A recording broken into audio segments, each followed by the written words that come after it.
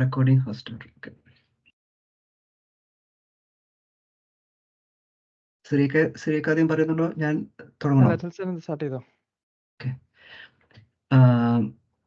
പ്രിയപ്പെട്ട maze alumni സുഹൃത്തുക്കളെ, career ഗൈഡൻസിൻ്റെ part 2 മീറ്റിംഗിലേക്ക് ഏവർക്കും സ്വാഗതം.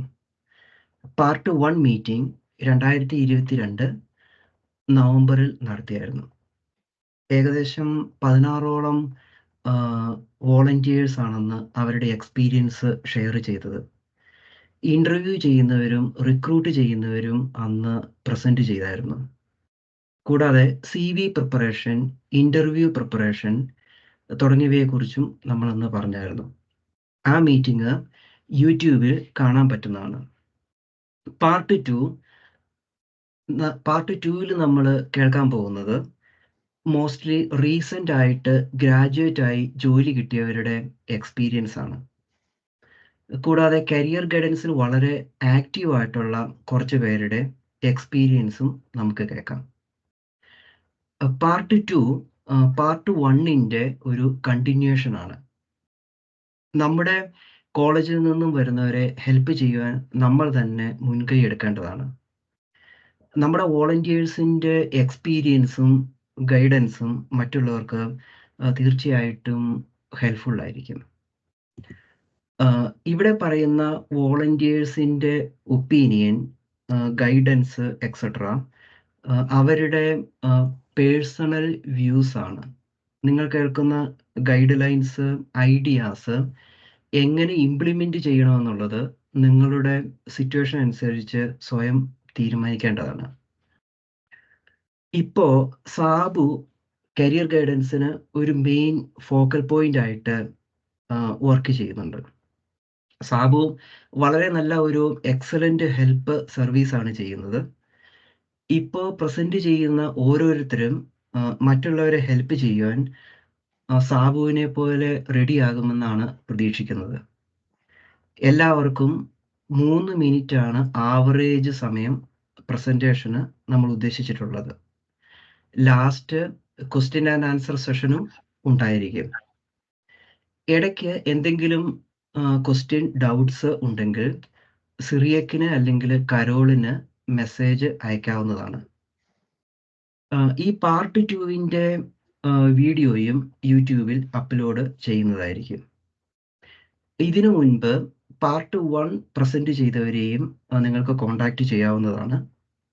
ഈ മീറ്റിങ്ങിന് ശേഷം പാർട്ട് 1, പാർട്ട് 2 വോളണ്ടിയേഴ്സിൻ്റെ ലിസ്റ്റും അലംനി മെമ്പേഴ്സിൻ്റെ ബ്രാഞ്ച് ആൻഡ് കമ്പനി ലിസ്റ്റും പ്രിപ്പയർ ചെയ്യുവാൻ ഉദ്ദേശിക്കുന്നുണ്ട്.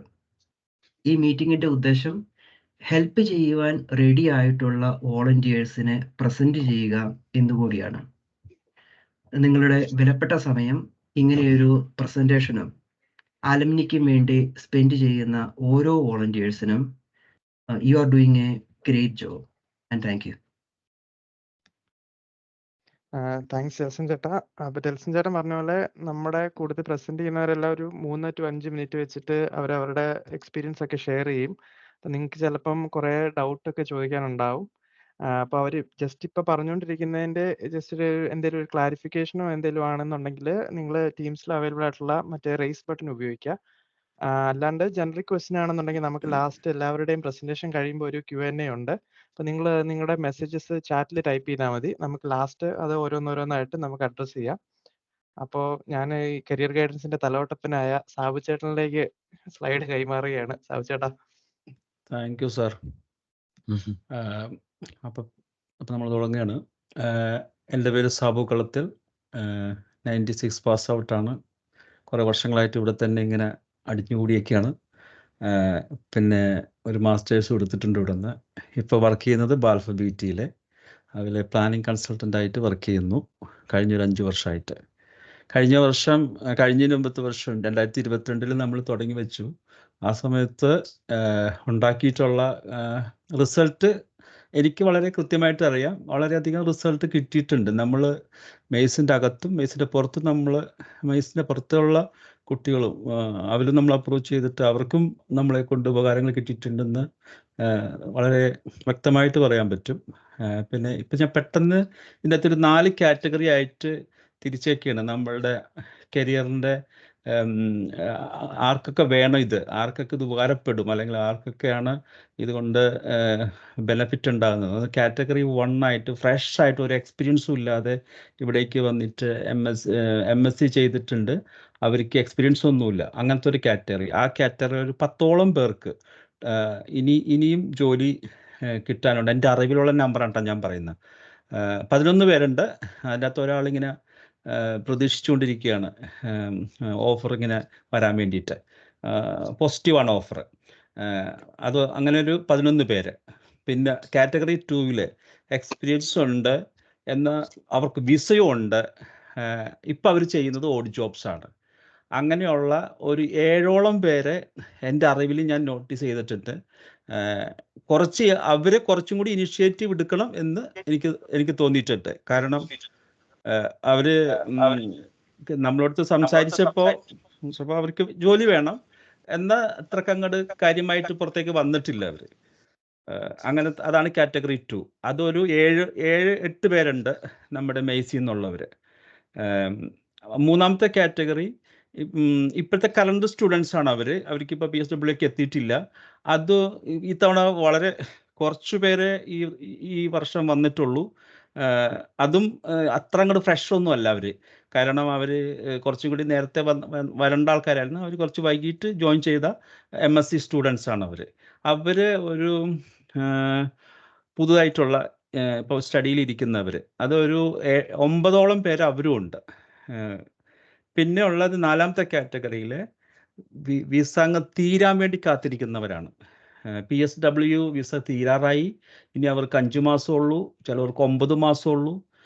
അങ്ങനെയുള്ളവർക്കിടെ കാര്യം കൂടി നമ്മൾ പരിഗണിക്കണം. അവർ ഇവിടം വിട്ട് തിരിച്ച് ഇന്ത്യയിലേക്ക് പോകേണ്ടി വന്നാൽ അതൊരു വല്ലാത്തൊരു സിറ്റുവേഷൻ ആയിരിക്കും. അവരവിടെ ചെല്ലുമ്പോൾ നമുക്കറിയാലോ, നമ്മുടെ നാട്ടുകാരെയും നമ്മുടെ വീട്ടുകാരും ഒക്കെ നമ്മൾ ഫേസ് ചെയ്യുന്നത്.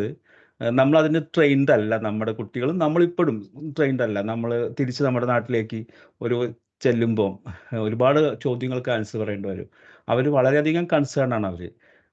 അവർക്ക് വേണ്ടി ഹെൽപ്പ് ചെയ്യാനായിട്ട് ഇൻ കേസ് ഇവിടുന്ന് പോകേണ്ടി വന്നാൽ വേറെ എവിടേക്കെങ്കിലും ഡയറക്റ്റ് ചെയ്ത്, അതായത് മിഡിൽ ഈസ്റ്റിലേക്ക് അങ്ങനെ ചെയ്യാൻ പറ്റുന്ന രീതിയിൽ അവർക്ക് വേണ്ടി എന്തെങ്കിലും ചെയ്യണം. മാക്സിമം അവരെ ഹെൽപ്പ് ചെയ്യാൻ വേണ്ടിയിട്ട് നമ്മുടെ സീനിയേഴ്സ് ആയിട്ടുള്ള ആൾക്കാർ ഇറങ്ങണം എന്നാണ് എനിക്ക് തോന്നുന്നത്. കാരണം ജോബ് ഓപ്പർച്യൂണിറ്റി നമ്മുടെ മെയ്സിൽ സീനിയേഴ്സ് ആയിട്ടിരിക്കുന്ന പലർക്കും അറിയായിരിക്കും. ഓപ്പർച്യൂണിറ്റി അവരുടെ ഡിപ്പാർട്ട്മെൻറ്റുകളിലുണ്ടായിരിക്കും, അതല്ലെങ്കിൽ അവരുടെ കമ്പനിയിലുണ്ടായിരിക്കും. അപ്പോൾ അതൊക്കെ ഒന്ന് നോട്ട് ചെയ്തിട്ട് നമ്മുടെ വെബ്സൈറ്റ്, നമ്മുടെ മെയ്സിൻ്റെ വാട്സപ്പ് ഗ്രൂപ്പിലിട്ട് അവരെ പരമാവധി സഹായിക്കേണ്ടി വരും ഈ തീരാനായിട്ട് 6 മാസം. കാരണം ഞങ്ങൾ അവർക്ക് വേണ്ടി ശ്രമിക്കുമ്പോൾ കമ്പനി പറയുന്നത് എന്താണെന്ന് വെച്ച് കഴിഞ്ഞാൽ, അവർ തീരാൻ പോകില്ല സാബ്, ഇനി എങ്ങനെ അവരെ വെച്ച് നമ്മൾ ഒക്കെ ഉണ്ട് സത്യത്തിൽ, പക്ഷെ എന്നാലും മാക്സിമം ട്രൈ ചെയ്യണം അവർക്ക് വേണ്ടിയിട്ട്. ഇങ്ങനെയുള്ള 4 കാറ്റഗറിയാണ്. ഇനി ഞാൻ കൂടുതൽ കോൺസെൻട്രേറ്റ് ചെയ്യാൻ പോകുന്നത് 2ാമത്തെ കാറ്റഗറിയാണ്. കാരണം ഓഡ് ജോബ് ചെയ്യുന്ന ആൾക്കാരെ തിരിച്ച് കൊണ്ടുവന്ന് നമ്മുടെ മെയ്സിൻ്റെ മറ്റുള്ള ആൾക്കാർ ചെയ്യുന്ന പോലെ തന്നെ എൻജിനീയറിംഗ് ജോബ് ചെയ്യാനായിട്ട് അവരെ തിരിച്ചു കൊണ്ടുവരണം.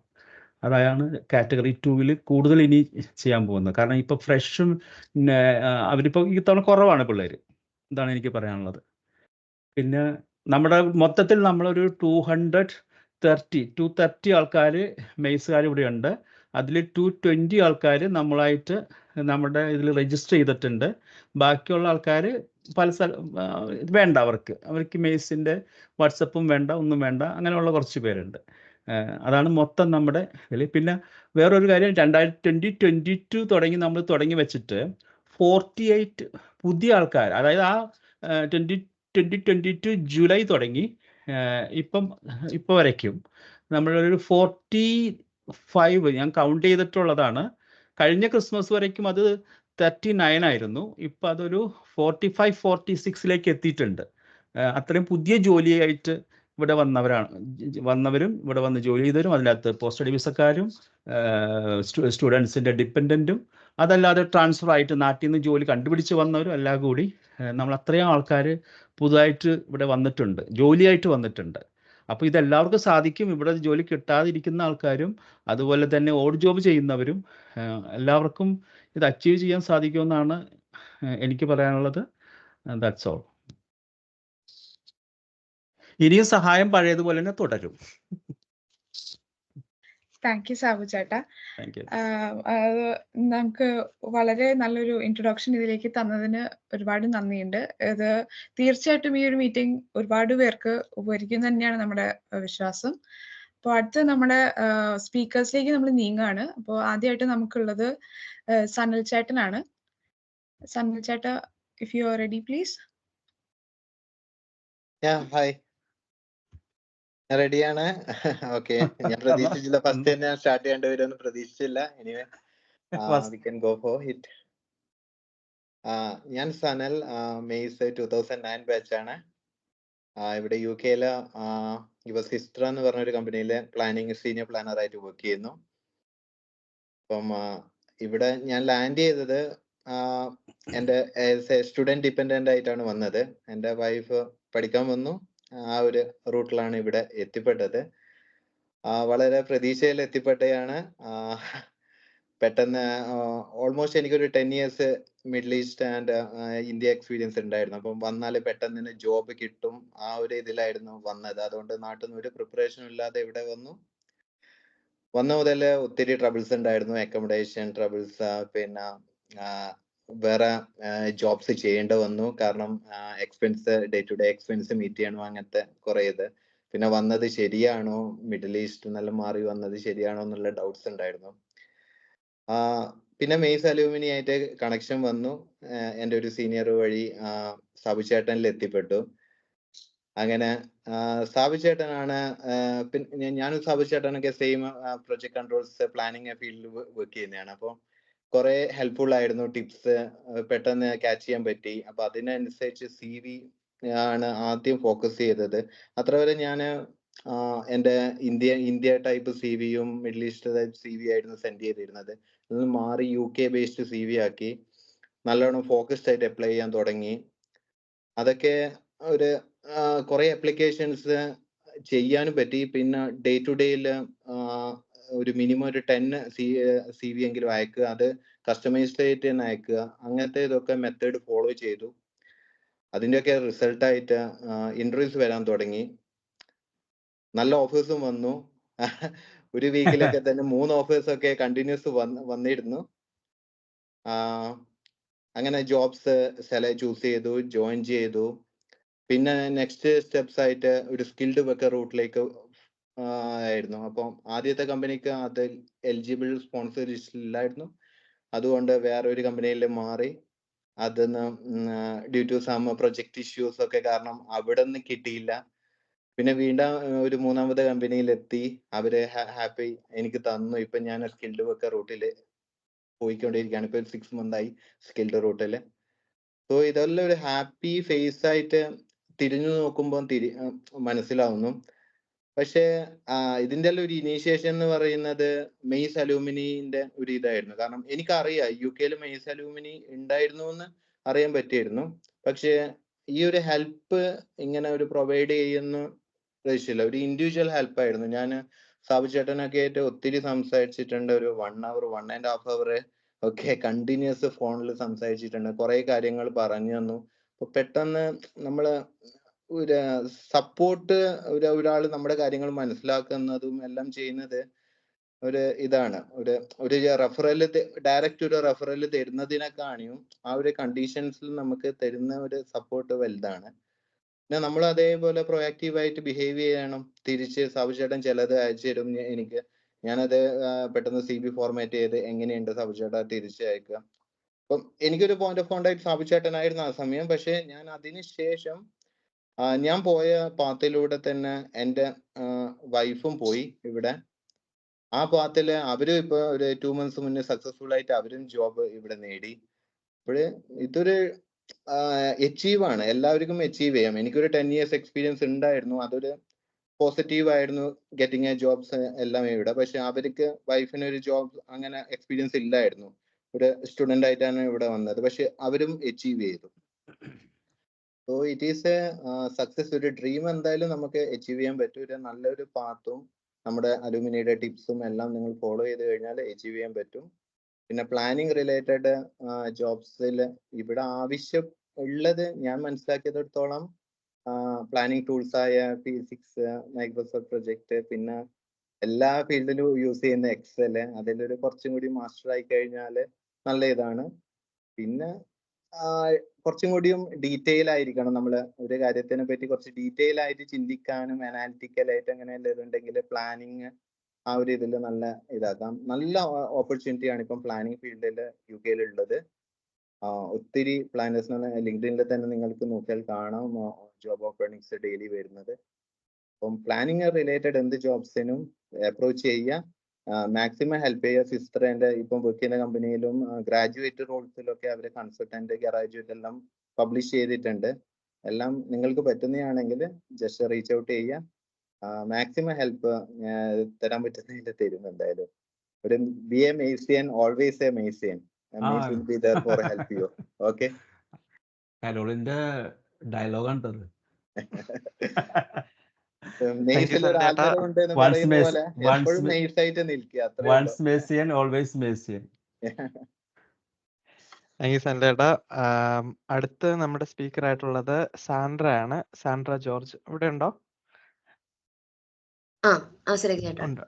ഓക്കെ, ഞാൻ സാൻഡ്രയിലോട്ട് പോവാം. അപ്പം സ്പീക്കേഴ്സിനോട് എല്ലാവരും ചെറിയൊരു റിക്വസ്റ്റ് ഉണ്ട്. നിങ്ങൾ പ്രസന്റ് ചെയ്യുമ്പോൾ മാത്രം നിങ്ങളുടെ വീഡിയോ ഒന്ന് ഓണാക്കുമായിരുന്നേ നല്ലതായിരുന്നു. നിർബന്ധമില്ല. പിന്നെ ഓഡിയൻസ് ആയിട്ട് ഇരിക്കുന്നവർക്ക് എന്തെങ്കിലും ഡൗട്ടോ എന്തെങ്കിലും ചോദിക്കുകയാണെങ്കിൽ റേസ് ചെയ്യുക, അല്ലെങ്കിൽ ചാറ്റ് ബോക്സിൽ ഇട്ടാൽ മതി. ലാസ്റ്റ് നമ്മൾ ചാറ്റിലുള്ള ക്വസ്റ്റ്യൻസ് എല്ലാം നമ്മൾ അഡ്രസ് ചെയ്യുന്നതായിട്ടൊരു സെഷൻ ഉണ്ട് ലാസ്റ്റത്തേക്ക്. Okay Sandra. ഹായ്, എൻ്റെ പേര് സാൻഡ്ര. ഞാൻ മെയ്സിന്ന് 2021 പാസ് ഔട്ട് ആണ്, സിവിൽ എഞ്ചിനീയറിംഗ്. എനിക്കിപ്പം ലാസ്റ്റ് മന്ത് ആണ് ജോലി കിട്ടിയത് ഗ്രാജുവേറ്റ് പ്രൊജക്ട് മാനേജറായിട്ട് മോട്ട് മാക്ഡൊണാൾഡിൽ.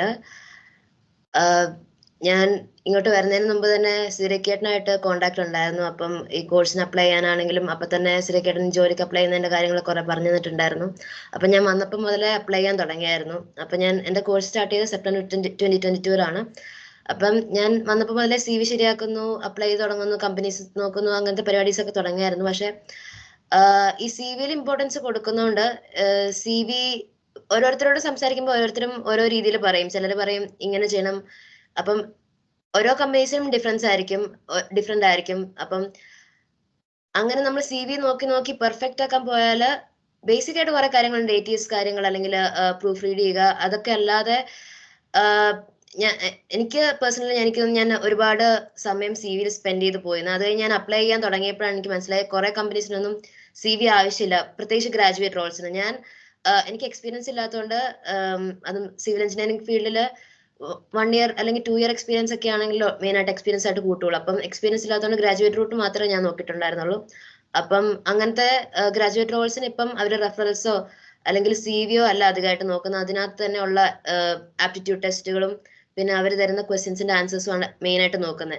അപ്പം ഞാൻ ഈ CV-യിൽ കുറെ നാൾ വർക്ക് ചെയ്ത് കഴിഞ്ഞിട്ട് ഞാൻ അപ്ലൈ ചെയ്യാനായിട്ട് തുടങ്ങിയപ്പോഴാണ് ഞാൻ മനസ്സിലാക്കിയത് ഓക്കെ അവർ CV-യിൽ ശരിക്കും അത്ര ഇമ്പോർട്ടൻസ് കൊടുക്കുന്ന കമ്പനീസ് ഉണ്ട്. പക്ഷെ ഗ്രാജുവേറ്റ് റോൾസിന് കൂടുതലും അവര് ടെസ്റ്റിനും പിന്നെ നമ്മുടെ ഒന്നെങ്കിൽ ആദ്യം തന്നെ ഇന്റർവ്യൂസ് ഉണ്ടാകും, വെർച്വൽ ഇന്റർവ്യൂസ്, അല്ലെങ്കിൽ ക്വസ്റ്റ്യൻസ് ഉണ്ടായിരിക്കും. കമ്പനി എന്തുകൊണ്ടാണ് ഈ കമ്പനി അപ്ലൈ ചെയ്യുന്നത്, അല്ലെങ്കിൽ എന്തുകൊണ്ടാണ് ഈ റോളിൽ അപ്ലൈ ചെയ്യുന്നത്, അങ്ങനത്തെ ക്വസ്റ്റ്യൻസ് അവരുടെ കമ്പനീസിന്റെ വാല്യൂസുമായിട്ട് നമ്മുടെ വാല്യൂസ് എങ്ങനെ അലൈൻ ചെയ്യുന്നു എന്നുള്ള കാര്യമാണ് അവർ മെയിൻ ആയിട്ട് കൺസിഡർ ചെയ്യുന്നത്. അല്ലാതെ നമ്മുടെ എക്സ്പീരിയൻസോ ഒന്നും അവർ നോക്കുന്നില്ല. കാരണം ഇതൊരു ഗ്രാജുവേറ്റ് റോളാണ്, ഫ്രഷ് ആയിട്ടുള്ളവർക്കുള്ള റോളാണ്. അപ്പം CV-യിൽ ചിലപ്പോൾ അവർ അത്രയും ഇമ്പോർട്ടൻസ് കൊടുത്തൊന്നും വരത്തില്ല. അപ്പം നമ്മൾ CV ശരിയാക്കുന്ന കൂട്ടത്തിൽ തന്നെ ജോലിക്ക് അപ്ലൈ ചെയ്ത് തുടങ്ങാം.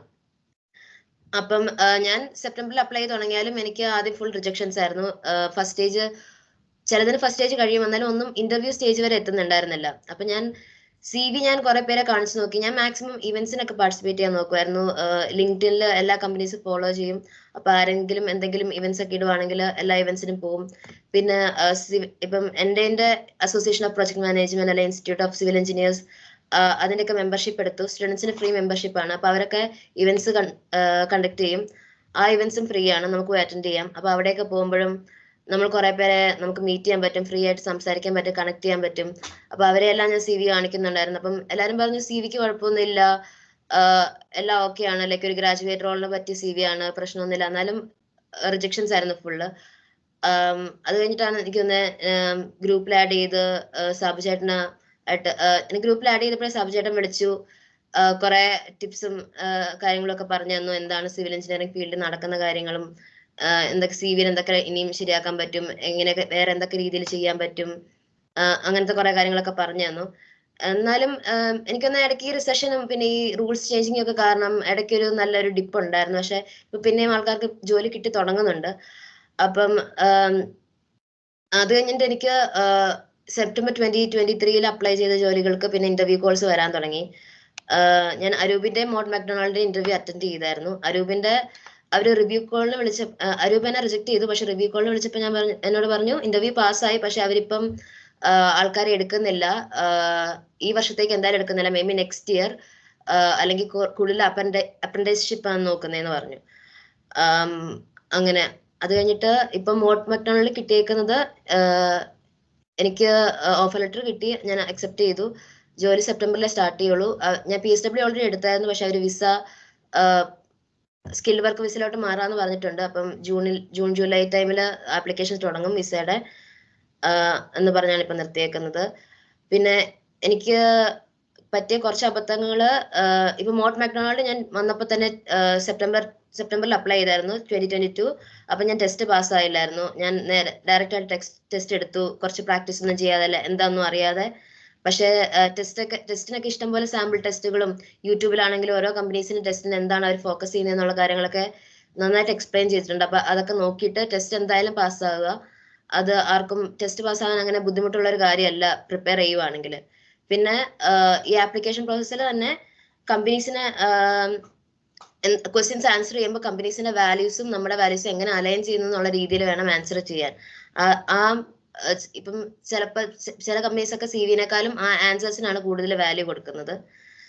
പിന്നെ ഞാൻ ആദ്യം അപ്ലൈ ചെയ്ത് തുടങ്ങിയപ്പം ഇഷ്ടംപോലെ കമ്പനീസിന് അപ്ലൈ ചെയ്തു. പക്ഷെ ഏതിനൊക്കെയാണ് അപ്ലൈ ചെയ്തത്, ഏതൊക്കെ ഏത് സ്റ്റേജിൽ എത്തുന്നത് ഒന്നും എനിക്കൊരു ഐഡിയ ഉണ്ടായിരുന്നില്ല. എന്തിനൊക്കെ അപ്ലൈ ചെയ്തു, എന്തൊക്കെ റിജക്ഷൻസ് വന്നു, അല്ലാതെ എന്താ എവിടെ ഒന്നും അറിയത്തില്ലായിരുന്നു. പിന്നെയാണ് ഞാൻ പ്രോപ്പർ ആയിട്ട് എക്സലിൽ ട്രാക്ക് ചെയ്യാൻ തുടങ്ങി, ഏതൊക്കെ കമ്പനീസിനാണ് ഞാൻ അപ്ലൈ ചെയ്തേക്കുന്നത്, അതിന്റെ ഏതൊക്കെ സ്റ്റേജ് വരെ ഞാൻ എത്തി, എന്തുകൊണ്ടാണ് എനിക്ക് റിജക്ഷൻ വന്നത്.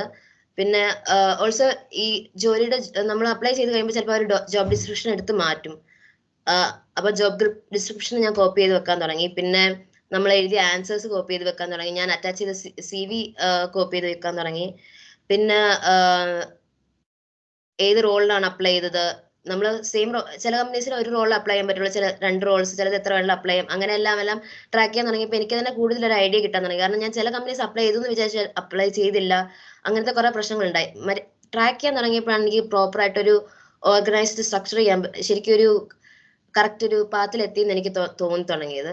അത് കഴിഞ്ഞിട്ട് ഈ ഓർഗനൈസേഷൻ ഈവൻസിനൊക്കെ പോകുന്നത് ശരിക്കും ഹെൽപ്പ് ചെയ്യും. പിന്നെ ലിങ്ക്ഡിൻ, ഞാൻ റാൻഡം ആയിട്ട് ഇപ്പം ഞാൻ ഏതൊക്കെ കമ്പനീസിന് അപ്ലൈ ചെയ്യുന്നോ, ഞാൻ അപ്ലൈ ചെയ്യുന്നതിൻ്റെ കൂടുതൽ തന്നെ ലിങ്ക്ഡിൻ എടുത്തിട്ട് ആ കമ്പനീസിൽ വർക്ക് ചെയ്യുന്ന HR പിന്നെ ഗ്രാജുവേറ്റ് റോൾസിൽ എൻ്റെ റോളിന് കയറിയവർക്കും ഒരു 5-6 പേർക്കെല്ലാം മിനിമം ഞാൻ റിക്വസ്റ്റ് അയക്കുമായിരുന്നു. അവർ അക്സെപ്റ്റ് ചെയ്യാറുണ്ട്, അക്സെപ്റ്റ് ചെയ്യാത്തവരുണ്ട്. അക്സെപ്റ്റ് ചെയ്യുന്നവർക്ക് ഞാൻ മെസ്സേജ് അയക്കും, എങ്ങനെയാണ് HR ആണെങ്കിൽ ലൈക്ക് എന്താണ് എക്സ്പെക്ട് ചെയ്യുന്നതെന്നോ, അല്ലെങ്കിൽ HR-നാണ് റിക്വസ്റ്റ് അയക്കുന്നതെങ്കിൽ നമുക്ക് കൂടുതൽ അവരെ ഈ ജോബൊക്കെ ലിങ്ക്ഡിനിൽ പോസ്റ്റ് ചെയ്യുമ്പോൾ നമുക്ക് അറിയാൻ പറ്റും. അപ്പം HR ഒരു കമ്പനി വർക്ക് ചെയ്യുന്ന HR തന്നെ ചിലപ്പം മൾട്ടിപ്പിൾ കമ്പനീസിൽ വർക്ക് ചെയ്യുന്നുണ്ട്. അപ്പം നമുക്ക് കൂടുതൽ അറിയാൻ പറ്റും ഈ ജോബ് ഓപ്പർച്യൂണിറ്റീസിനെ പറ്റി. പിന്നെ ഈ ഗ്രാജുവേറ്റ് റോൾസിൽ കയറിയവരാണെങ്കിൽ അവരോട് എങ്ങനെയാണ് പ്രോസസ്സ് എന്ന് ചോദിച്ച് മനസ്സിലാക്കാൻ പറ്റും. അപ്പോൾ അവർ കുറേ ട്രിക്സ് പറഞ്ഞു തരാൻ പറ്റും. കാരണം അവരിപ്പോൾ കയറിയിട്ടേ ഉള്ളൂ, അവരെ പ്രോസസ്സിൽ കൂടെ കഴിഞ്ഞ് പോയിട്ടേ ഉള്ളൂ.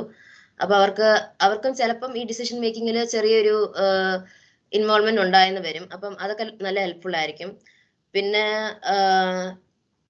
പിന്നെ എനിക്കൊരു 1.5 വർഷത്തേക്ക് ഫുൾ റിജക്ഷൻസ് ആയിരുന്നു. പക്ഷെ ട്രൈ ചെയ്തുകൊണ്ടേ ഇരിക്കുക. ഇതില് കുറെ ഫാക്ടേഴ്സ് ഉണ്ട്. ചിലപ്പം ജോബ് മാർക്കറ്റിന്റെ കാരണമായിരിക്കും നമുക്ക് റിജക്ഷൻസ് വരുന്നത്, ചിലപ്പോൾ നമ്മുടെ സമയമാവാത്തതിന്റെ ആയിരിക്കും. അപ്പം അപ്ലൈ ചെയ്യുന്നത് ഒരിക്കലും നിർത്താതിരിക്കുക, അപ്ലൈ ചെയ്തുകൊണ്ടേ ഇരിക്കുക. അത്ര എനിക്ക്. Thank you. Thank U Sandra. അതിനകത്ത് ഒരുപാട് പോയിന്റ്സ് ഉണ്ട്. CV തൊട്ട് നമ്മൾ അപ്രോച്ച് ചെയ്യുന്ന രീതികൾ തൊട്ട് റിക്രൂട്ടേഴ്സിനെ അപ്രോച്ച് ചെയ്യുന്നത് തൊട്ട് അങ്ങനെ ഒരുപാട് പോയിന്റ്സ് സാൻഡ്ര കവർ ചെയ്തു. വളരെ നന്നായി ചെയ്തു. അടുത്തത് നമുക്കുള്ളത് അഖില മുരളിയാണ്. അഖില, if you could please. Hi. Hello, hi. ഞാൻ അഖില, കറന്റ്ലി ഡിജിറ്റൽ കൺസ്ട്രക്ഷൻ മാനേജറായിട്ട് മെക്ലാറനിൽ വർക്ക് ചെയ്യുന്നു. ഞാൻ UK-ൽ വന്നത് 2022 ഫെബ്രുവരിയിൽ വന്നു. ഞാൻ ഡിപ്പെൻഡന്റ് ആയിട്ടാണ് വന്നത്. അപ്പൊ ഞാൻ വരുന്നതിന് മുന്നേ ഞാൻ പ്ലാനിങ് തുടങ്ങി. അതായത് ഞാൻ 2022 ഒരു ഫെബ്രുവരി ലാസ്റ്റ് ആയിട്ടാണ് വന്നത്. അപ്പൊ ഞാൻ അതിനു മുന്നേ ഫുൾ പ്ലാൻ തുടങ്ങി. കാരണം എനിക്ക് അവിടെ ഞാൻ വർക്ക് ചെയ്യുമായിരുന്നു. അപ്പൊ അവിടുത്തെ ജോലി കളഞ്ഞ് ഇവിടെ വന്നിട്ട് ജോലി ഇല്ലാതെ എനിക്ക് സ്ട്രഗിൾ ചെയ്യാൻ പറ്റില്ലാത്തത് കൊണ്ട് ഞാൻ വരുന്നതിന് ഒരു 3-4 വീക്സ് മുന്നേ കറക്റ്റ് പ്ലാൻ ചെയ്ത് തുടങ്ങി. എന്റെ റെസ്യൂമെ എല്ലാം ബിൽഡ് ചെയ്തു. എന്നിട്ട് പിന്നെ ഞാൻ ജോബ് സെർച്ച് ചെയ്യാൻ തുടങ്ങി. ലിങ്ക്ഡിൻ, പിന്നെ CV ലൈബ്രറി എല്ലാം ഞാൻ യൂസ് ചെയ്തത്.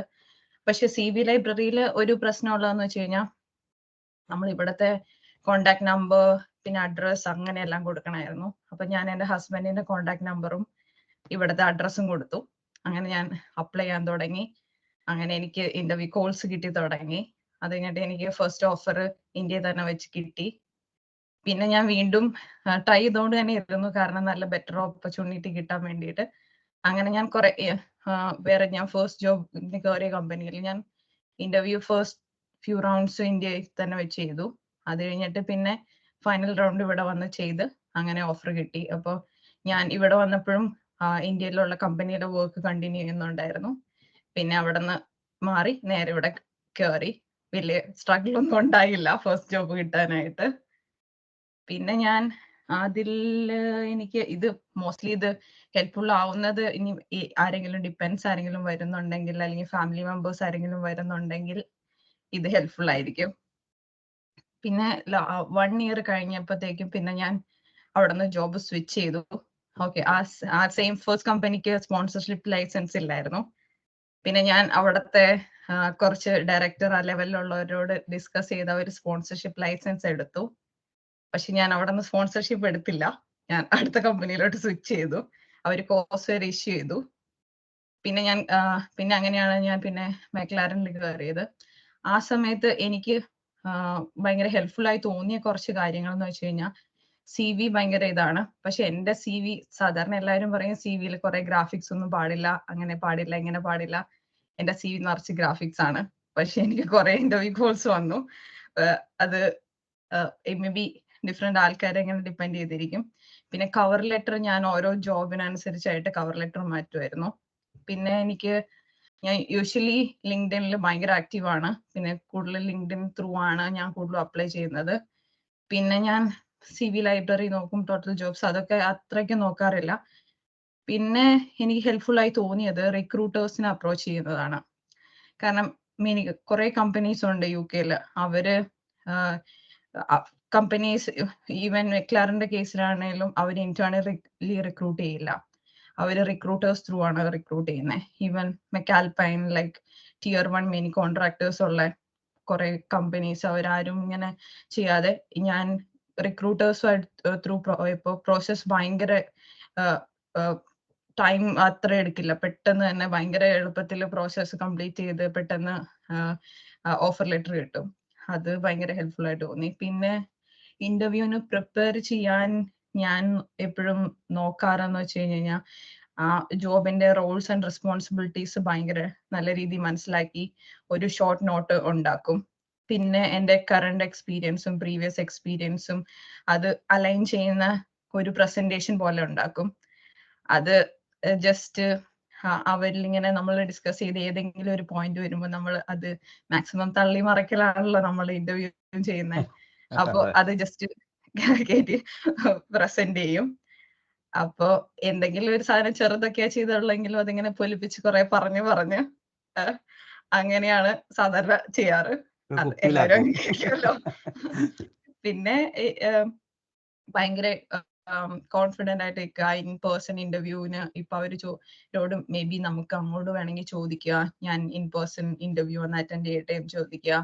അപ്പൊ നമുക്ക് കുറച്ചുകൂടി ഇൻഫ്ലുവൻസ് ചെയ്യാൻ പറ്റുമെന്ന് എനിക്ക് തോന്നിയിട്ടുണ്ട്. കാരണം ഈ മെക്ലാറിന്റെ ഓഫർ കിട്ടിയ സെയിം സമയത്ത് എനിക്ക് വേറെ 4 ഓഫറും കൂടി കിട്ടിയിരുന്നു. അത് എല്ലാം തന്നെ ഇൻ പേഴ്സൺ ഇന്റർവ്യൂ ആയിരുന്നു. അപ്പൊ അവിടെ പോയി ഇന്റർവ്യൂ അറ്റൻഡ് ചെയ്യുമ്പോൾ എനിക്ക് ഓൺലൈൻ ഇന്റർവ്യൂസ് അറ്റൻഡ് ചെയ്യുന്നതിലും കുറച്ചുകൂടി എഫക്റ്റീവായി തോന്നിയത് അതാണ്.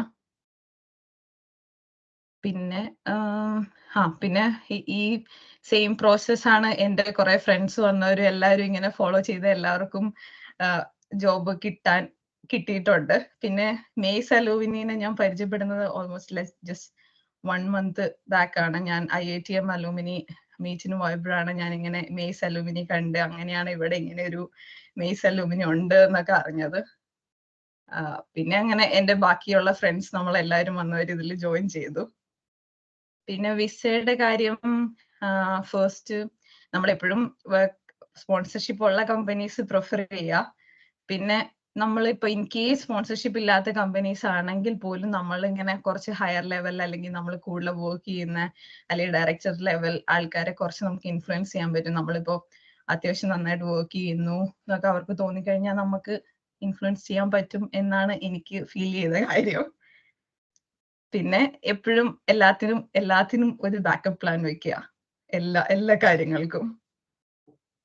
ഇത്രയൊക്കെയാണ് എനിക്ക്. ഇനി വേറെ ഡീറ്റെയിൽ ആയിട്ട് എന്തെങ്കിലും അറിയണമെങ്കിൽ ഞാൻ ലിങ്ക്ഡിൻ പ്രൊഫൈലിന്റെ ലിങ്ക് കൊടുത്തിട്ടുണ്ട്, നമ്പർ കൊടുത്തിട്ടുണ്ട്, കോൺടാക്ട് ചെയ്താൽ മതി. താങ്ക് യു അഖില ചേച്ചി. അടുത്ത നമ്മുടെ സ്പീക്കർ സാബിൻ കുമാർ ചേട്ടനാണ്. സാബിൻ ചേട്ടാ ഇവിടെ ഉണ്ട്. ഓക്കെ, നമസ്കാരം. എൻ്റെ ഒരു ചെറിയൊരു സ്ലൈഡ് അവിടെ ഉണ്ടാവും, അതിലൊന്നും കാര്യമായിട്ടൊന്നുമില്ല.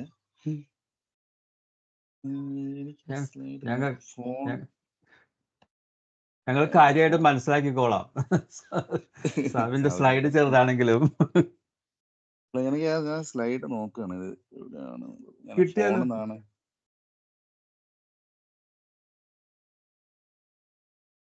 ഓക്കെ, ഞാൻ സ്ലൈഡ് കാണുന്നില്ല, ഫോണിലാണ്. ഓക്കെ, എന്തായാലും എനിക്ക് പറയാനുള്ളത്, എൻ്റെ പേര് സബിൻ കുമാർ. ഞാനിവിടെ കോവൻട്രിയിലാണ് താമസം. 2022 മെയ് ഇൻടേക്കില് ഇവിടെ എഞ്ചിനീയറിംഗ് പ്രൊജക്ട് മാനേജ്മെന്റ് കോഴ്സ് ചെയ്യാൻ വേണ്ടി ഇവിടെ എത്തിയതാണ്, കോവൻട്രി യൂണിവേഴ്സിറ്റി. ഞാൻ തന്നെയായിരുന്നു സ്റ്റുഡൻറ്. വൈഫും കൊച്ചൊക്കെ ആയിട്ട് ഡിപ്പെൻഡ് ആയിട്ട് വന്നു. അപ്പോൾ ഇനീഷ്യലി ഒരു എന്താ പറയാ, ഒരു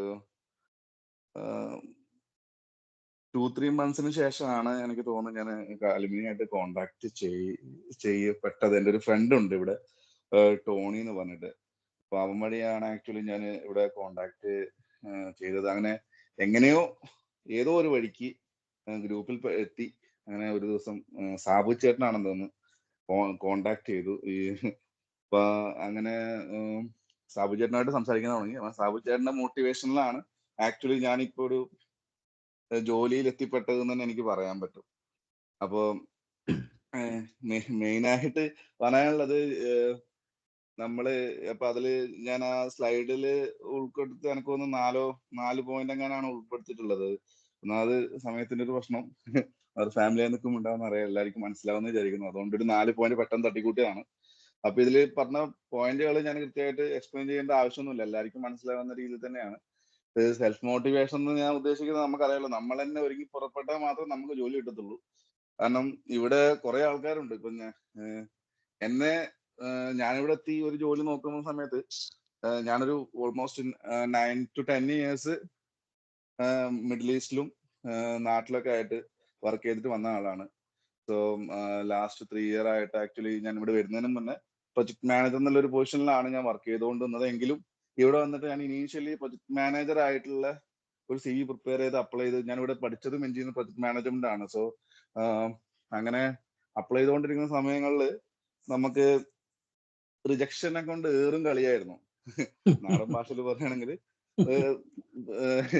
നമ്മളെന്താ പറയാ, നമ്മൾ അപ്ലൈ ചെയ്യുന്നു, നമ്മൾ ചിലപ്പോൾ സമയത്ത് അവരെ റോൾസ് ആൻഡ് റെസ്പോൺസിബിലിറ്റീസ് അതേപോലെ ഞാൻ പാരാഫ്രൈസ് ചെയ്തിട്ടുണ്ട്. ക്ലിൽ ബോർഡിൽ ഇട്ടിട്ട് ഞാനങ്ങ് പാരാഫ്രൈസ് ചെയ്യും ചില സമയങ്ങളിൽ. അത് ചെയ്തിട്ട് വരെ റിജക്ഷൻ വരുന്ന ഒരു അവസ്ഥ എനിക്ക് ഉണ്ടായിട്ടുണ്ട്. അപ്പൊ ഞാനിങ്ങനെ ആലോചിക്കും, എന്ത് പൊട്ടനാണ് ഞാൻ 10 കൊല്ലം ദുബായിൽ വർക്ക് ചെയ്താണ്, ഗൾഫിൽ വീഡിയോ വർക്ക് ചെയ്തിട്ട്, പിന്നെ നമുക്കൊന്നും ഇവിടെ കിട്ടുന്നില്ല. പിന്നെ വന്നത് നേരത്തെ സനൽ ബ്രോ പറഞ്ഞ പോലെ വന്നത് തെറ്റായി പോയോ എന്നുള്ളത് വരെ ഞാൻ ആലോചിച്ചിട്ടുണ്ട്. കാരണം കുറെ പൈസയും മുടക്കി അങ്ങോട്ട് എത്തി. അപ്പൊ അങ്ങനെ കോഴ്സ് കഴിഞ്ഞു. പിന്നെ എന്റെ ഭാഗത്ത് നല്ല ഡിലേ ഉണ്ടായിട്ടുണ്ട്. കാരണം എന്താ വെച്ചാല് സാബു ചേട്ടൻ എന്നെ വിളിച്ച് ഞാനിവിടെ അലുമിനിലെത്തി ഒരു വിത്തിൻ 1 month സാബു ചേട്ടൻ എന്നെ കോൺടാക്ട് ചെയ്ത് ആദ്യം നല്ലോണം മോട്ടിവേഷൻ തന്നായിരുന്നു. ആ ഒരു സമയത്ത് നമ്മൾ അപ്ലൈ ചെയ്തു. പിന്നെ ഇടക്ക് വെച്ച് അറിയാലോ ഡെയിലി ഷിഫ്റ്റ് കാര്യങ്ങൾ അങ്ങനെ ഇങ്ങനെ മീറ്റ് ചെയ്യാനുള്ള സെറ്റപ്പിൽ ഓട്ടത്തില് പിന്നെ കൊച്ചും ചെറുതായത് കൊണ്ട് കുറെ കാര്യങ്ങൾ കണ്ടുപിടിക്കാൻ നമുക്ക് എളുപ്പമാണല്ലോ. അപ്പൊ അങ്ങനെ അതിലങ്ങ് നമ്മളത് വിട്ടുപോയി, സംഭവം കൈവിട്ടുപോയി. അപ്പോ പിന്നെ ഈ കത്താൻ തുടങ്ങിയത് PSW ഫീസ് അടക്കണല്ലോ. PSW പൈസ അടക്കണം എന്നല്ല, 3 ആൾക്ക് പൈസ കൊടുക്കണം എന്നല്ല ആലോചിക്കുമ്പോഴാണ് ആകെ വീണ്ടും കത്തി തുടങ്ങിയത്. സംഭവം തീ പാറി. അങ്ങനെ നമ്മള് വീണ്ടും സാബു ചേട്ടനെ അങ്ങനെ ഇടക്കിടക്കേ വിളിക്കും. എനിക്ക് തോന്നുന്നു എന്റെ ഭാര്യനെ ഞാൻ വീട്ടിൽ കാണുന്നതായിട്ടും കൂടുതൽ സംസാരിക്കുന്നത് സാബു ചേട്ടനോടായിരുന്നു ആ സമയത്ത്. കാരണം വിളിച്ച 1-2 മണിക്കൂർ എനിക്ക് തോന്നുന്നു സാബു ചേട്ടൻ എന്നെ പോലെ കുറെ ആൾക്കാരോട് സംസാരിക്കുന്നുണ്ട്. അപ്പൊ അങ്ങനെ വിളിച്ച് നമ്മളെ സംബന്ധിച്ചോളം ഒരു ആഴ്ചക്ക് 2-3 മണിക്കൂർ സാബു ചേട്ടനോ സാബു ചേട്ടൻ ഇപ്പൊ വേറെ ആൾക്കാരോട് സംസാരിക്കുമ്പോൾ എത്ര മണിക്കൂർ ഒരാഴ്ച നമ്മള്. ഒറ്റ മിനിറ്റ് എന്തോന്ന് അപ്പൊ വരാം. അച്ഛൻ നടക്കണം, മോനാടെ ഇടക്കിടക്ക് അങ്ങോട്ടും ഇങ്ങോട്ടും കളിക്കുന്നുണ്ട്. വൈഫ് സ്വിച്ചിന് പോലുള്ളതാണ്. ഇത് പിടിച്ച ഒറ്റ മിനിറ്റ്, 1 സെക്കൻഡ്, എല്ലാരും ഒന്ന് ക്ഷമിക്കണം. കുഴപ്പമില്ല, ഞങ്ങൾ ക്ഷമിക്കും. വൈഫിന്റെ ഷിഫ്റ്റിനാക്കി വന്നോണ്ടാണ് ഓക്കെ, കുറച്ച് ഡിലേ ആയത്. സമയമെടുത്ത് പതുക്കെ. കൊച്ചിന് തിന്നാനൊക്കെ കൊടുത്തില്ലേ? കൊച്ചിന് കാർട്ടൂൺ വെച്ച് കൊടുത്തിട്ടുണ്ട്. കൊടുത്തിട്ടുണ്ട്. അപ്പൊ ഓക്കെ, ഞാൻ പറഞ്ഞു വന്നത് അതായത് ഇങ്ങനെ പിന്നെ ഈ മോട്ടിവേഷൻ എന്ന് വെച്ചാൽ ഭയങ്കര ഒരു ഇമ്പോർട്ടന്റ് ആണ്. കാരണം ഞാൻ പല അലുമിനിയങ്ങളിലും ഉണ്ടായിട്ടുണ്ട്. അതായത് ഖത്തർ അലുമിനിയിൽ ഉണ്ടായിരുന്നു ഒരു 4 വർഷം. അതിന്റെ കൂടെ അവിടെ ചെറിയ ചെറിയ ആക്ടിവിറ്റീസിലൊക്കെ പങ്കെടുത്ത്, അതേപോലെ ദുബായ് അല്ല, നമ്മുടെ ബാംഗ്ലൂർ അലുമിനിയിൽ ഉണ്ടായിരുന്നു. അപ്പൊ അത്യാവശ്യം കളിക്കാൻ പോകുന്നതുകൊണ്ട് അവിടെയൊക്കെ കളിക്കാൻ പോകും. അലുമിനിക്ക് വേണ്ടി കളിക്കാൻ പോകാണ് എന്റെ മെയിൻ പരിപാടി. അപ്പൊ അങ്ങനെ അവിടെ എല്ലാവരും പരിചയമുണ്ട്. പക്ഷെ ഇവിടെ കിട്ടിയ ഒരു സപ്പോർട്ട് ഇതുവരെ എനിക്ക് തോന്നുന്നത് വേറെ ഏത് അലുമിനിയിലും അങ്ങനെ കൊടുത്തിട്ടില്ല. ഞങ്ങളുടെ സാബു ചേട്ടൻ ഓപ്പണായിട്ട് പറഞ്ഞിട്ടുണ്ട്. കാരണം ഖത്തറിലാണെങ്കിലും ഇങ്ങനെ ഒരു ഇതുമില്ല. 1-2 ആൾക്കാരുണ്ട് വല്ലപ്പോഴും കോണ്ടാക്ട് ചെയ്യാൻ പറ്റിയ. സംടൈം അവർ ഫോൺ എടുക്കും. അത് ഇനീഷ്യലി. പക്ഷെ അവിടെ നമ്മൾ ഒറ്റയ്ക്ക് തന്നെയാണ്. അവിടെ ഇങ്ങനെ ഒരു സപ്പോർട്ടേ കിട്ടിയിട്ടുണ്ടായിരുന്നില്ല ജോലി കിട്ടാൻ വേണ്ടിട്ട്. അപ്പൊ അങ്ങനെ വീണ്ടും സാബു ചേട്ടന്റെ ഒറ്റ പരിശ്രമം പിന്നെ എന്റെ ഒരു ചെറിയ പരിശ്രമം കൊണ്ട് വീണ്ടും ഞാൻ അപ്ലൈ ചെയ്യാൻ തുടങ്ങി. അപ്പൊ ഞാൻ അങ്ങനെ സാബു ചേട്ടൻ പറഞ്ഞ ഇത് വെച്ചിട്ട് പിന്നെ എനിക്ക് പറയാനുള്ളത് ഇപ്പൊ ഇത് പറയുമ്പോ വെച്ചാൽ കൂടുതൽ സാബു ചേട്ടനായിട്ട് പറയാ. കാരണം ഞാൻ ആദ്യം ഞാനൊരു അബദ്ധം കാണിച്ചു പോയതാണല്ലോ. ഇപ്പം പറയുന്നതിന് എനിക്ക് ഇതൊന്നും ഒരു നാണക്കേടുമില്ല, കുഴപ്പമില്ല. എനിക്കൊരു നാണക്കേടുമില്ല. കാരണം നമ്മളുള്ള കാര്യമാണ് പറഞ്ഞത്.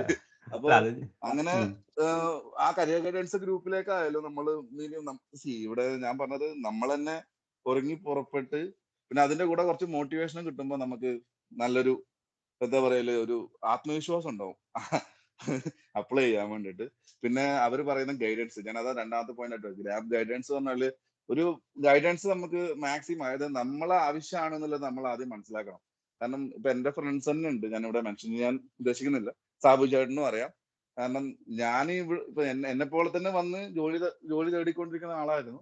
പക്ഷെ ഇടക്ക് വെച്ച് ചില അങ്ങോട്ടും ഇങ്ങോട്ടുള്ള അത് എല്ലാവർക്കും ഉണ്ടാകുന്ന ഡെയിലി ഇഷ്യൂസും കാര്യങ്ങളൊക്കെ ഉണ്ട്. ആൾക്കാർ മൂപ്പരുടെ കുറച്ച് ഡീവിയേഷൻ ആയി.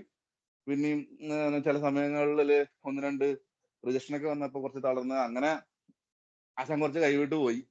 ആശാൻ വേറൊരു ഫീൽഡിൽ തൽക്കാലം ഒന്ന് കയറിയിട്ടുണ്ട്. അപ്പൊ അങ്ങനെ മാറുന്നവരുണ്ട്. ചിലർ പിടിച്ചു നിൽക്കും. ഞാന് പിടിച്ചിക്കേണ്ട അവസ്ഥയായിരുന്നു. അങ്ങനെ പിടിച്ചു നിന്നു.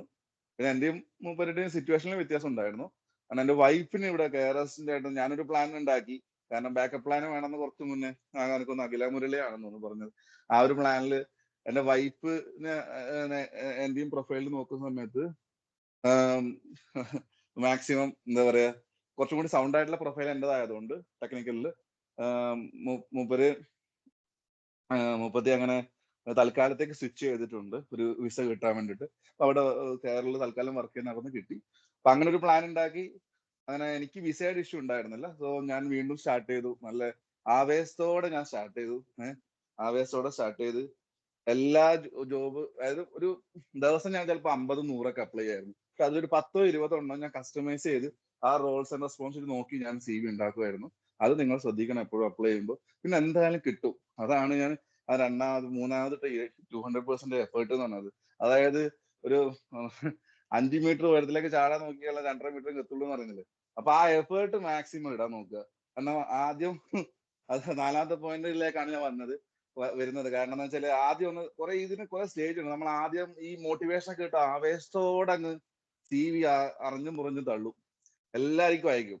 അയച്ച് പിന്നെ ഒരു സ്റ്റേജ് ഉണ്ട്, റിജക്ഷന്റെ ഏറും കളി ഇങ്ങോട്ട് വരും. അപ്പൊ നമ്മൾ കേൾക്കും, നേരത്തെ ഞാൻ പറഞ്ഞ പോലെ എന്തിനാണ് ഇതിന് വേണ്ട വേറൊന്നും പണിക്ക് പോവാന്നുള്ള രീതിയിൽ. പക്ഷെ അവിടെ തളരാൻ പാടില്ല. അന്നേരം നമ്മൾ വീണ്ടും ഈ ഗൈഡൻസിന് മോട്ടിവേഷൻ വിട്ട് നമ്മളെ സാവുകാരനെ പോലത്തെ ആൾക്കാരെ വിളിച്ച് ശല്യപ്പെടുത്തുക. അവരെ കൊണ്ട് നമ്മൾ വിളിപ്പിച്ച് ശല്യപ്പെടുത്തുക. അങ്ങനെ ഒരു സൈഡിൽ ചില സമയങ്ങളിൽ ചില ഇന്റർവ്യൂസ് വളരെ മോശമായിരുന്നു. അത് നമുക്ക് പ്രതീക്ഷിക്കാത്ത എക്സ്പീരിയൻസ് കിട്ടിയിട്ടുണ്ട്. ഞാൻ സാബുചേട്ടനും ഷെയറും ചെയ്തിട്ടുണ്ട്. സാബുചേട്ടൻ അന്നേരം വീണ്ടും മോട്ടിവേറ്റ് ചെയ്യും. ഇതിനെക്കാട്ടി മോശം എക്സ്പീരിയൻസ് വേറെ കിട്ടിയിട്ടുണ്ടെന്നുണ്ട്. അപ്പൊ നമ്മൾ വീണ്ടും ഒന്ന് മോട്ടിവേഷൻ ആയി വീണ്ടും ചെയ്യും. അപ്ലിക്കേഷൻ ഇട്ട് അവസാനം ഒരവസ്ഥ എത്തുമ്പോഴേക്കും എനിക്കൊന്ന് ഞാൻ അപ്ലൈ ചെയ്യാൻ തുടങ്ങി ഒരു 3 months ആകുമ്പോഴാണ് എനിക്ക് ഫസ്റ്റ് ഇന്റർവ്യൂ കിട്ടിയത്.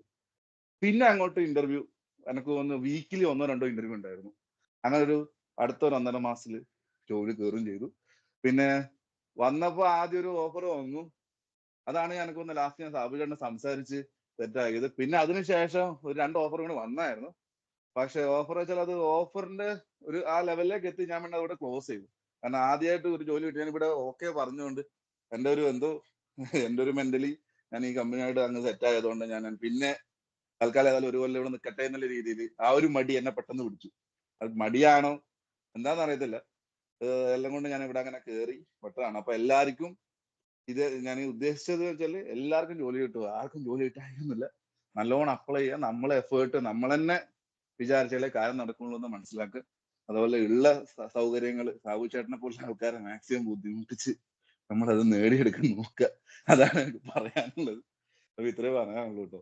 ഞങ്ങളുടെ സമയം കുറച്ച് കൂടി പോയോന്നറിയില്ല. ഓക്കെ, എന്നാൽ താങ്ക്സ്. താങ്ക് യു സബിൻ ചേട്ടാ. അപ്പോ എല്ലാവരും പരസ്പരം അങ്ങോട്ടും ഇങ്ങോട്ടും ബുദ്ധിമുട്ടിച്ച് ജോലികളൊക്കെ സെറ്റാക്കി നോക്കാൻ പറ്റിയ മോട്ടിവേഷനാണ് സാബിൻ ചേട്ടൻ തന്നത്.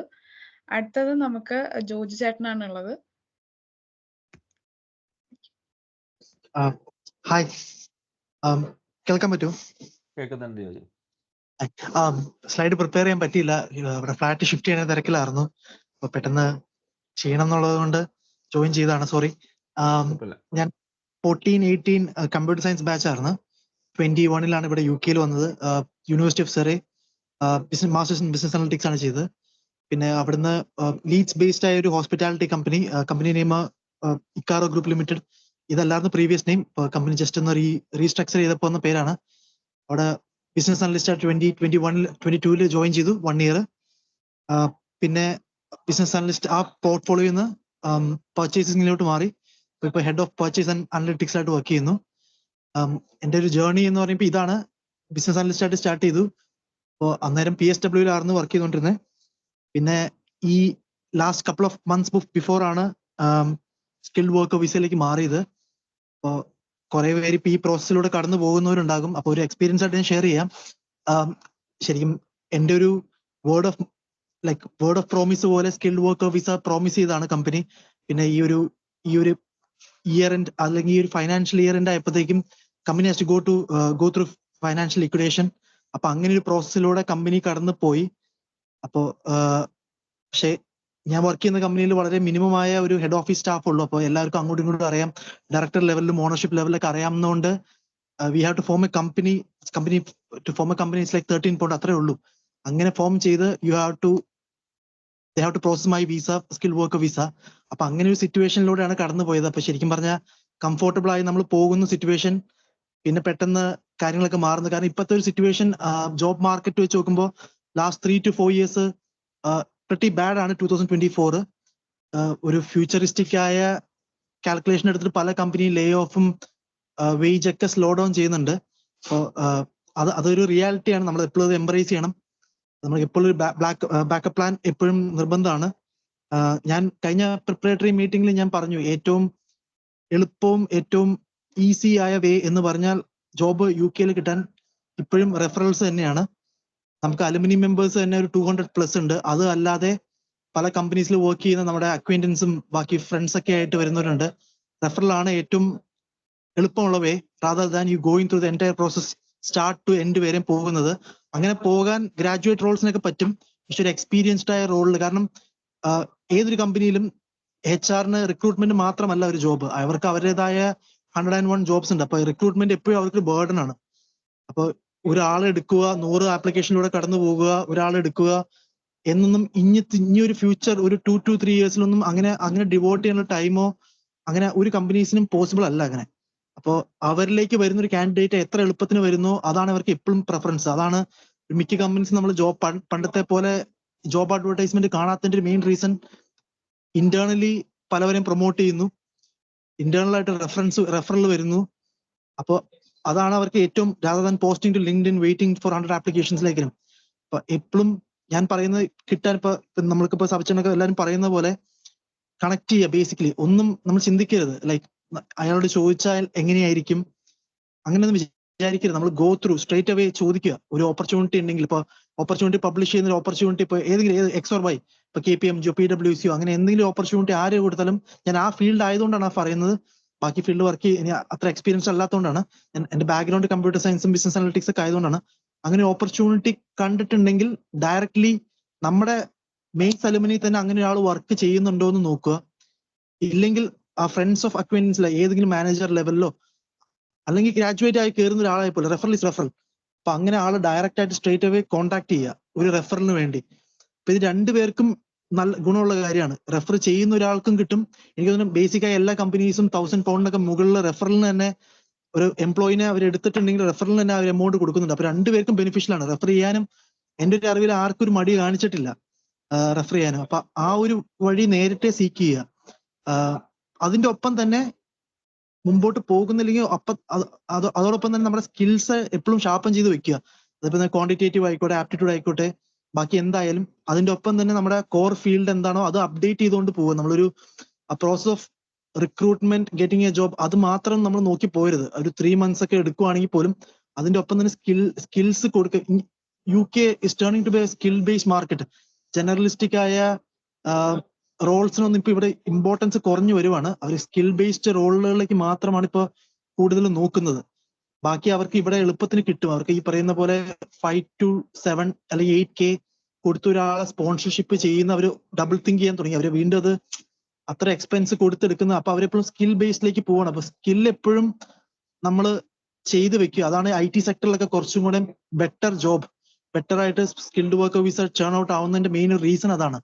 അപ്പോൾ എനിക്ക് തോന്നുന്നത് അത് രണ്ടും പാരലായിട്ട് റിക്രൂട്ട്മെന്റിന്റെ ഒപ്പം തന്നെ നമ്മുടെ സ്കിൽസും കുറച്ചൊക്കെ ഡെവലപ്പ് ചെയ്ത് കൊണ്ടുപോകുക, അത് മെയിൻറ്റെയിൻ ചെയ്തുകൊണ്ട് പോവുക. അതിന്റെ ഒപ്പം തന്നെ അപ്പൊ നമുക്ക് ആപ്ലിക്കേഷൻ റിജക്ഷൻ വന്നാലും മീൻ ടൈം നമ്മൾ എന്തെങ്കിലും അതിന്റെ ഒപ്പം ലേൺ ചെയ്യുവാണ്. ഒരു മോഡ് ഓഫ് ഇന്റർവ്യൂ പോലെ ആയിരിക്കില്ല മറ്റൊരു കമ്പനിയുടെ ഇന്റർവ്യൂ. അപ്പൊ രണ്ടും പാരലായിട്ട് കൊണ്ടുപോകുമ്പോൾ ഈ ഒരു സ്കിൽസ് എപ്പോഴും ഡെവലപ്പ് ചെയ്യുക. ഞാൻ കഴിഞ്ഞ പ്രിപ്പറേറ്ററി മീറ്റിംഗ് പറഞ്ഞ പോലെ നമുക്ക് ലിങ്ക്ഡ്ഇൻ പ്രൊഫൈലിൽ തന്നെ എല്ലാവർക്കും ജോയിൻ ചെയ്യാൻ പറ്റുവാണ്. നമ്മുടെ മെയ്സിന്റെ തന്നെ ആണെങ്കിൽ ഏറ്റവും എളുപ്പമായിട്ട് നമ്മൾ ആരാണ് ആ കമ്പനിയിൽ വർക്ക് ചെയ്യുന്നത് നമുക്ക് നേരിട്ട് ഡയറക്റ്റ് ആയിട്ട് നോക്കാൻ പറ്റും. അതാണ് എനിക്ക് പെട്ടെന്ന് പറയാൻ മനസ്സിൽ തോന്നിയൊരു കാര്യം. വേറെ എന്തെങ്കിലും സബ്ജക്റ്റ് എന്തെങ്കിലും?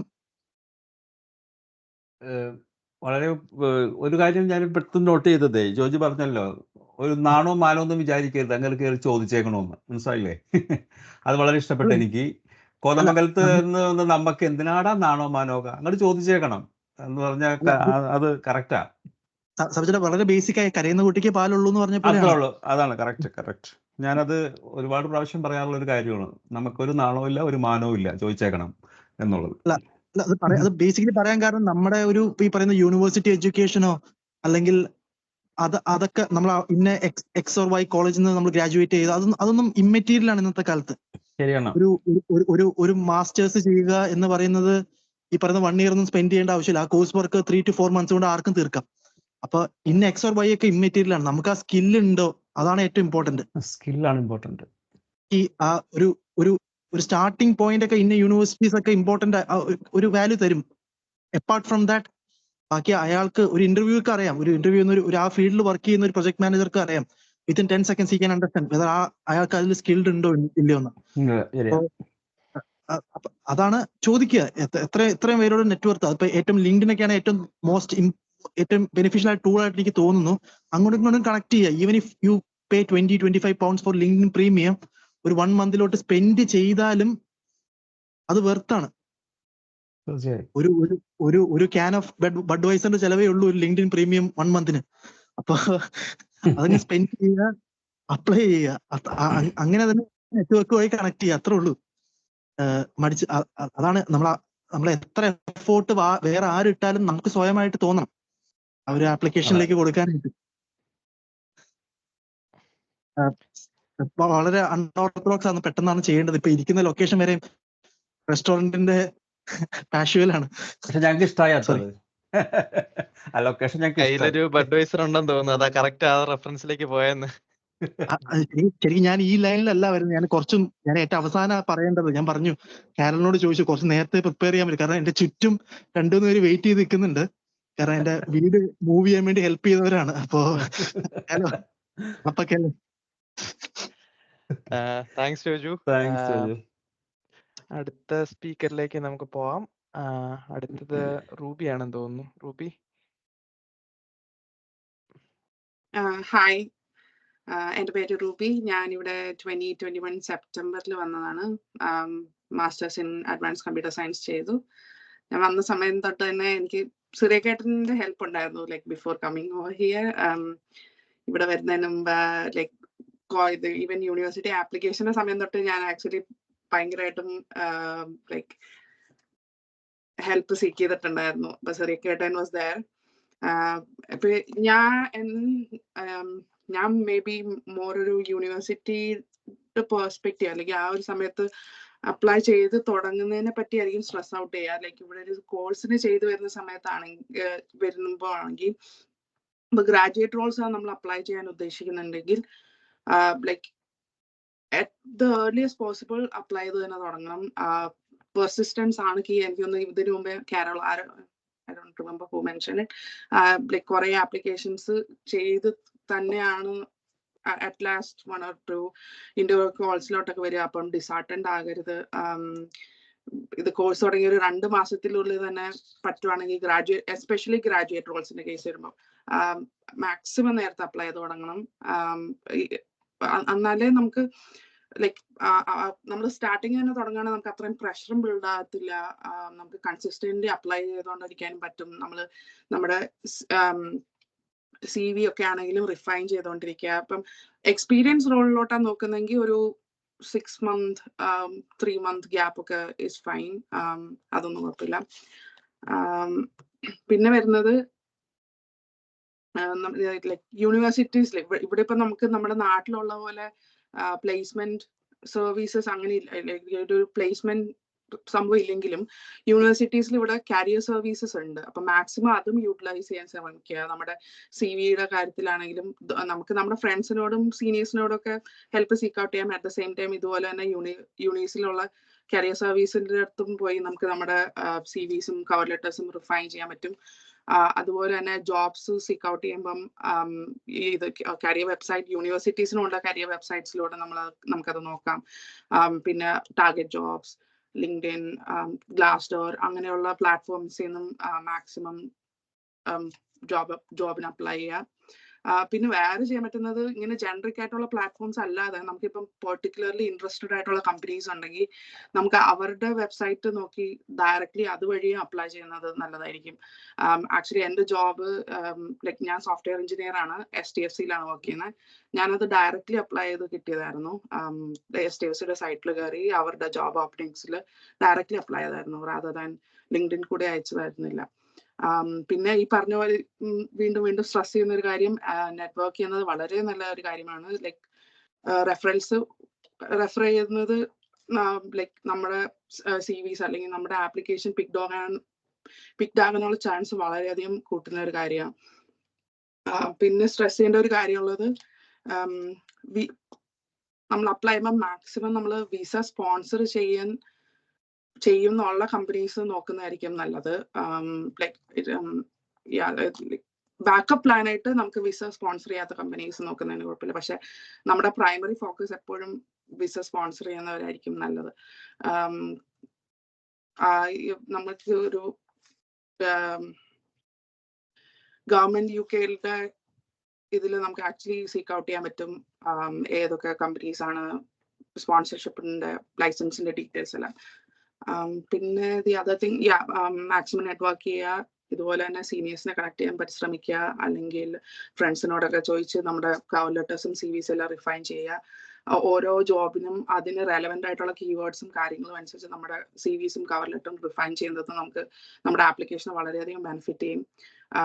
ഈവൻ നമ്മുടെ പ്രീവിയസ് എക്സ്പീരിയൻസ് ലൈക്ക് നോട്ട് ചെയ്യുന്ന കേസിലാണെങ്കിലും മാക്സിമം നമ്മൾ ജനറിക് ആയിട്ടുള്ള കീവേഡ്സ് യൂസ് ചെയ്യുന്നതിന് പകരം നമ്മൾ എങ്ങനെയൊക്കെ ആ ഒരു പ്രോജക്റ്റിൽ എങ്ങനെയൊക്കെ ഇമ്പ്രൂവ്മെന്റ്സ് വരുത്തി എന്നുള്ളത്, അങ്ങനത്തെ ഉള്ള കാര്യങ്ങളെല്ലാം ഹൈലൈറ്റ് ചെയ്യാൻ ശ്രമിക്കുക. മെയിൻലി ഞാൻ പറയാൻ ഉദ്ദേശിച്ച ഒരു പോയിന്റ്, നമ്മൾ ഡിസ്ഹാർട്ടൻഡ് ആകരുത്, പെർസിസ്റ്റന്റ് ആയിട്ട് തന്നെ അയക്കാം. ഞാനൊരു may be nearly 90 to 100 applications ചെയ്തിട്ടുണ്ടാവും. അതിൻ്റെ അകത്ത് ലെസ് ദാൻ 20 ആയിരിക്കും എനിക്ക് ഇന്റർവ്യൂ കോൾസ് വന്നത്. ഐ മീൻ അക്സെപ്റ്റ് ചെയ്തു എന്നുള്ളത് വന്നത്. സോ അങ്ങനെ ലൈക്ക് ഡിസാർട്ടൻഡ് ആകരുത്. ലൈക്ക് കുറെയൊക്കെ ലക്കും ഉണ്ട്. അപ്പം എല്ലാം hope for the best and be out there continuously persistent ആയിട്ട് അപ്ലൈ ചെയ്തുകൊണ്ടിരിക്കുക. That's pretty much it. Thank you Ruby ചേച്ചി. അടുത്തത് നമുക്കുള്ളത് വിഷ്ണു ചേട്ടനാണ്. അപ്പോൾ വിഷ്ണു ചേട്ടൻ,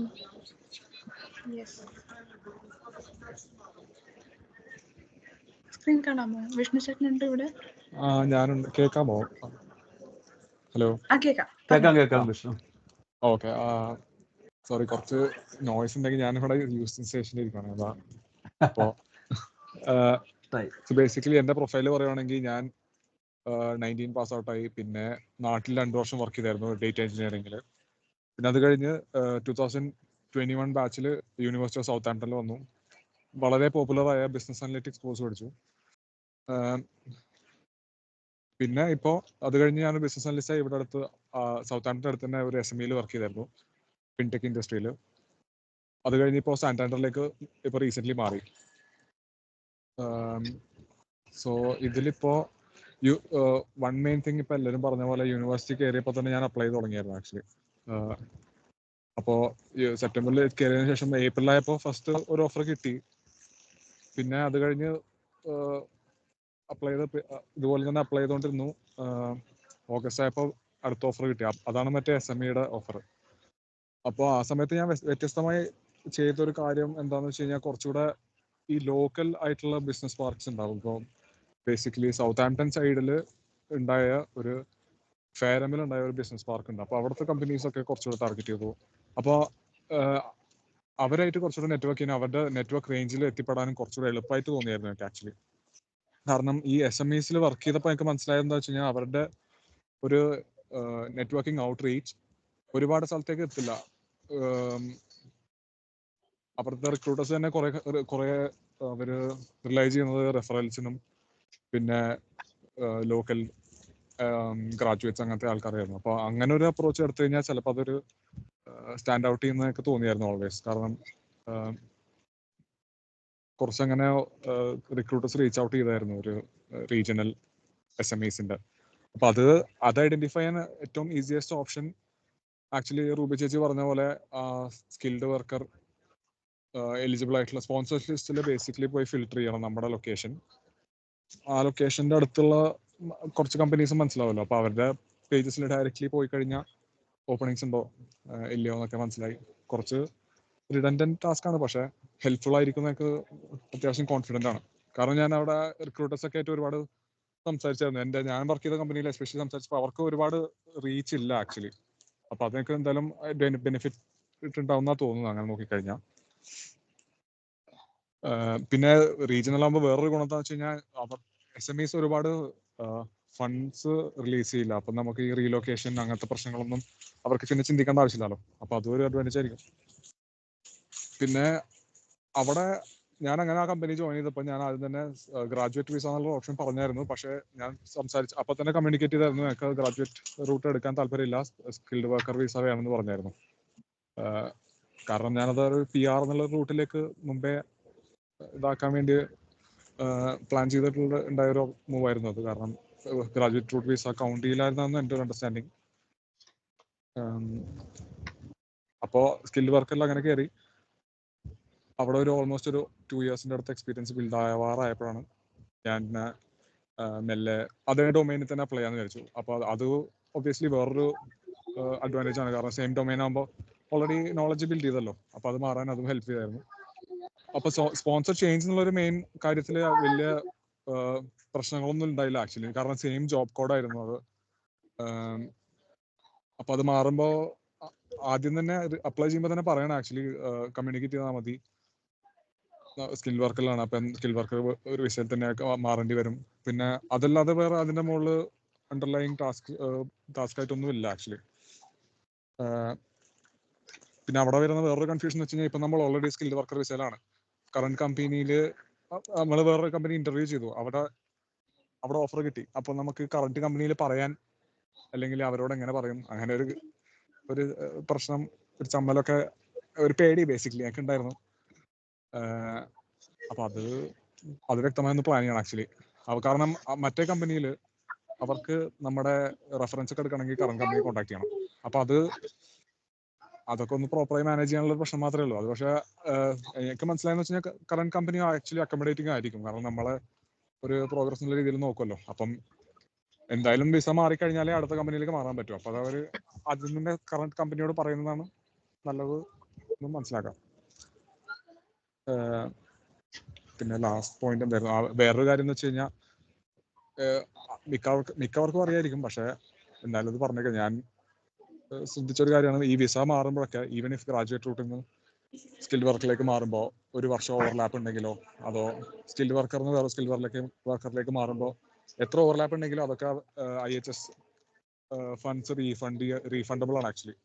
അപ്പോൾ അത് വിത്തിൻ 28 days ആണെന്ന് തോന്നുന്നു അവർ റീഫണ്ട് ചെയ്യേണ്ടതാണ്. ചെയ്തില്ലെങ്കിൽ നമ്മൾ അവരെ കോൺടാക്ട് ചെയ്ത് അവരെ കുറച്ച് നല്ലോണം ഫോളോ അപ്പ് ചെയ്യണം, എന്നാലേ അവർ റീഫണ്ട് ചെയ്യും. അപ്പോൾ അതൊരു ഫൈനൽ കാര്യമാണ്. പക്ഷേ ഇതിന്റെ മുകളിൽ ഏറ്റവും ഇമ്പോർട്ടൻറ്റ് കാര്യമായിട്ട് എനിക്ക് തോന്നിയെന്ന് വെച്ച് കഴിഞ്ഞാൽ, ഞാൻ ഈ എല്ലാ ഓഫർ കിട്ടിയ എല്ലാ കമ്പനി എല്ലാ ഇന്റർവ്യൂവിലും ഞാൻ ആകെ ചെയ്തൊരു ഇമ്പോർട്ടൻറ്റ് കാര്യം, കുറേ തവണ എല്ലാവരും ഫോളോ അപ്പ് ചെയ്തായിരുന്നു.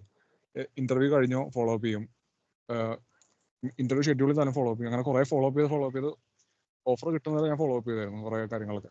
അതാണ് വേറൊരു ഇമ്പോർട്ടൻറ്റ് കാര്യം എനിക്ക് തോന്നിയിരിക്കുന്നത്. അത്രേ ഉള്ളൂ ആക്ച്വലി. താങ്ക്സ് വിഷ്ണു. നമ്മുടെ അടുത്ത സ്പീക്കർ കരോളാണ്.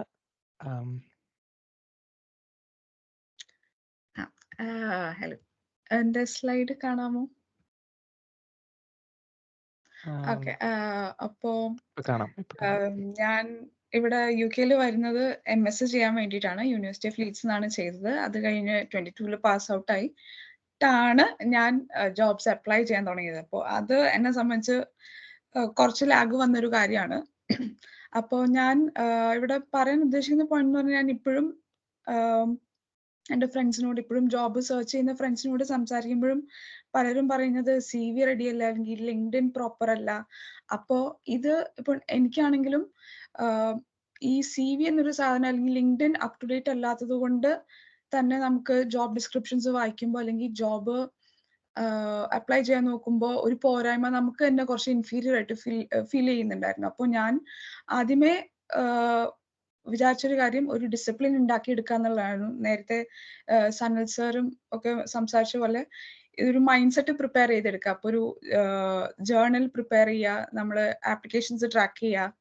പിന്നെ ഞാൻ ശ്രദ്ധിച്ചൊരു കാര്യം, റെസ്യൂമേയും സിവിയും കവർ ലെറ്ററും ഒക്കെ ആണെങ്കിലും എല്ലാത്തിനും ഒരേ സാധനം അപ്ലൈ ചെയ്യാതെ നമുക്ക് മനസ്സിൽ കുറച്ച് റോൾസ് ഉണ്ടാവും. അപ്പോൾ എന്നെ സംബന്ധിച്ച് ഒരു ഗ്രാജുവേറ്റ് എഞ്ചിനീയർ, അല്ലെങ്കിൽ എനിക്ക് സോഫ്റ്റ്വെയർ ബാക്ക്ഗ്രൗണ്ട് ഒരു വർഷം ഉണ്ടായിരുന്നുണ്ട്, അത് ഡേറ്റ അനലിസ്റ്റ്. അപ്പോൾ ഓരോ റോളിനും പെർട്ടിക്കുലർ ആയിട്ട് ഞാൻ ഓരോ CV പ്രിപ്പയർ ചെയ്ത് വെച്ചിരുന്നു. അപ്പോ അതനുസരിച്ച് ആണ് ആപ്ലിക്കേഷൻസിലെല്ലാം അറ്റാച്ച് ചെയ്തത്. പിന്നെ കവർ ലെറ്റർ ആണെങ്കിലും കവർ ലെറ്റർ എല്ലാ ജോബ്സും അവർ ചോദിച്ചില്ലെങ്കിൽ പോലും I made it A point two attach. ഒരുപാട് എസ്സേ പോലെയല്ല, ജസ്റ്റ് 3 പാരഗ്രാഫ്സ്. അതിനകത്ത് ഫസ്റ്റ് പാരഗ്രാഫിൽ വന്നിട്ട് എൻ്റെ ഒരു ചെറിയ ഇൻട്രൊഡക്ഷനും ഏത് റോളാണ് ഞാൻ അപ്ലൈ ചെയ്യാൻ പോകുന്നതും ആ റോളും ആ കമ്പനിയുടെ പേരും ഞാൻ ഇൻക്ലൂഡ് ചെയ്തു. പിന്നെ സെക്കൻഡ് പാരഗ്രാഫിലാണ് കുറച്ച് കണ്ടന്റ് വരുന്നത്. പിന്നെ തേർഡ് പാരഗ്രാഫ് കൺക്ലൂഷൻ. അപ്പൊ ഈ സെക്കൻഡ് പാരഗ്രാഫ് ബിൽഡ് ചെയ്യാൻ വേണ്ടിയിട്ട് ഞാൻ പ്രത്യേകം നോട്ട് ചെയ്തൊരു കാര്യം എന്ന് വെച്ചാൽ ജോബ് ഡിസ്ക്രിപ്ഷൻ ശരിക്കും വായിച്ചിട്ട് അതിനകത്ത് ഒരു 10 പോയിന്റ് ഉണ്ടെങ്കിൽ 10 പോയിന്റും ഒരുപക്ഷെ ഞാൻ മാച്ച് ചെയ്യുന്നതായിരിക്കില്ല. ബിക്കോസ് എന്നെ സംബന്ധിച്ച് ഞാൻ ഒരു ഫ്രഷർ ആയിരുന്നു.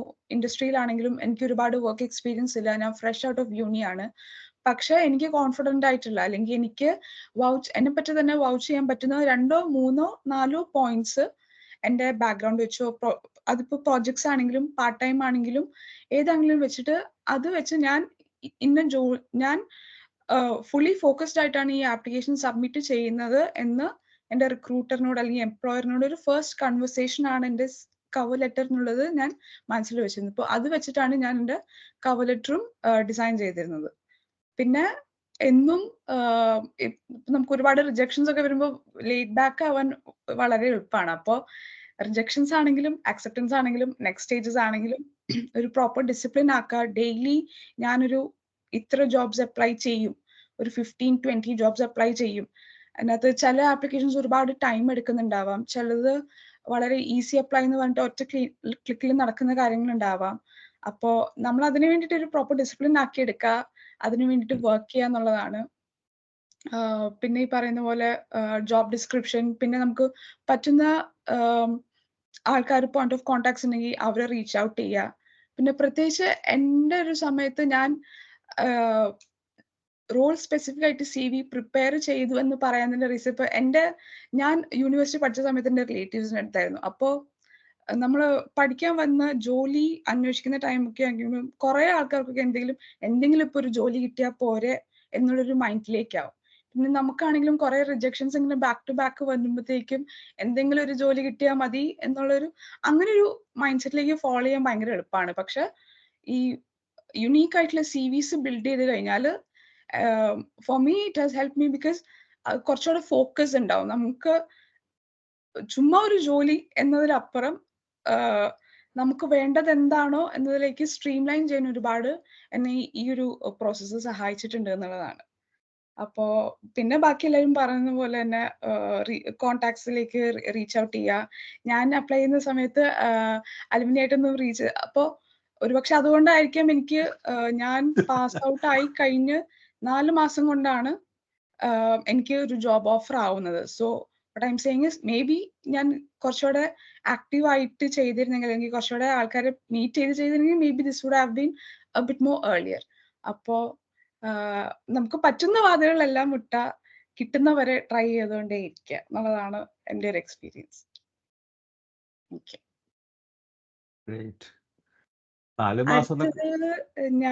അടുത്തത് നമുക്ക് ലിസ്റ്റിലുള്ളത് ഷെറിൻ ചേച്ചിയാണ്. ഷെറിൻ ചേച്ചി. Okay. Thank you. Good evening, everybody. I'm Sharon Thomas Tanikil, 2008 pass out at EEE. I work as a project manager, and I've been working in many companies such as Statkraft, GE, and Siemens. I am in between jobs, and I'm going into another job in a week or so I haven't mentioned what it is.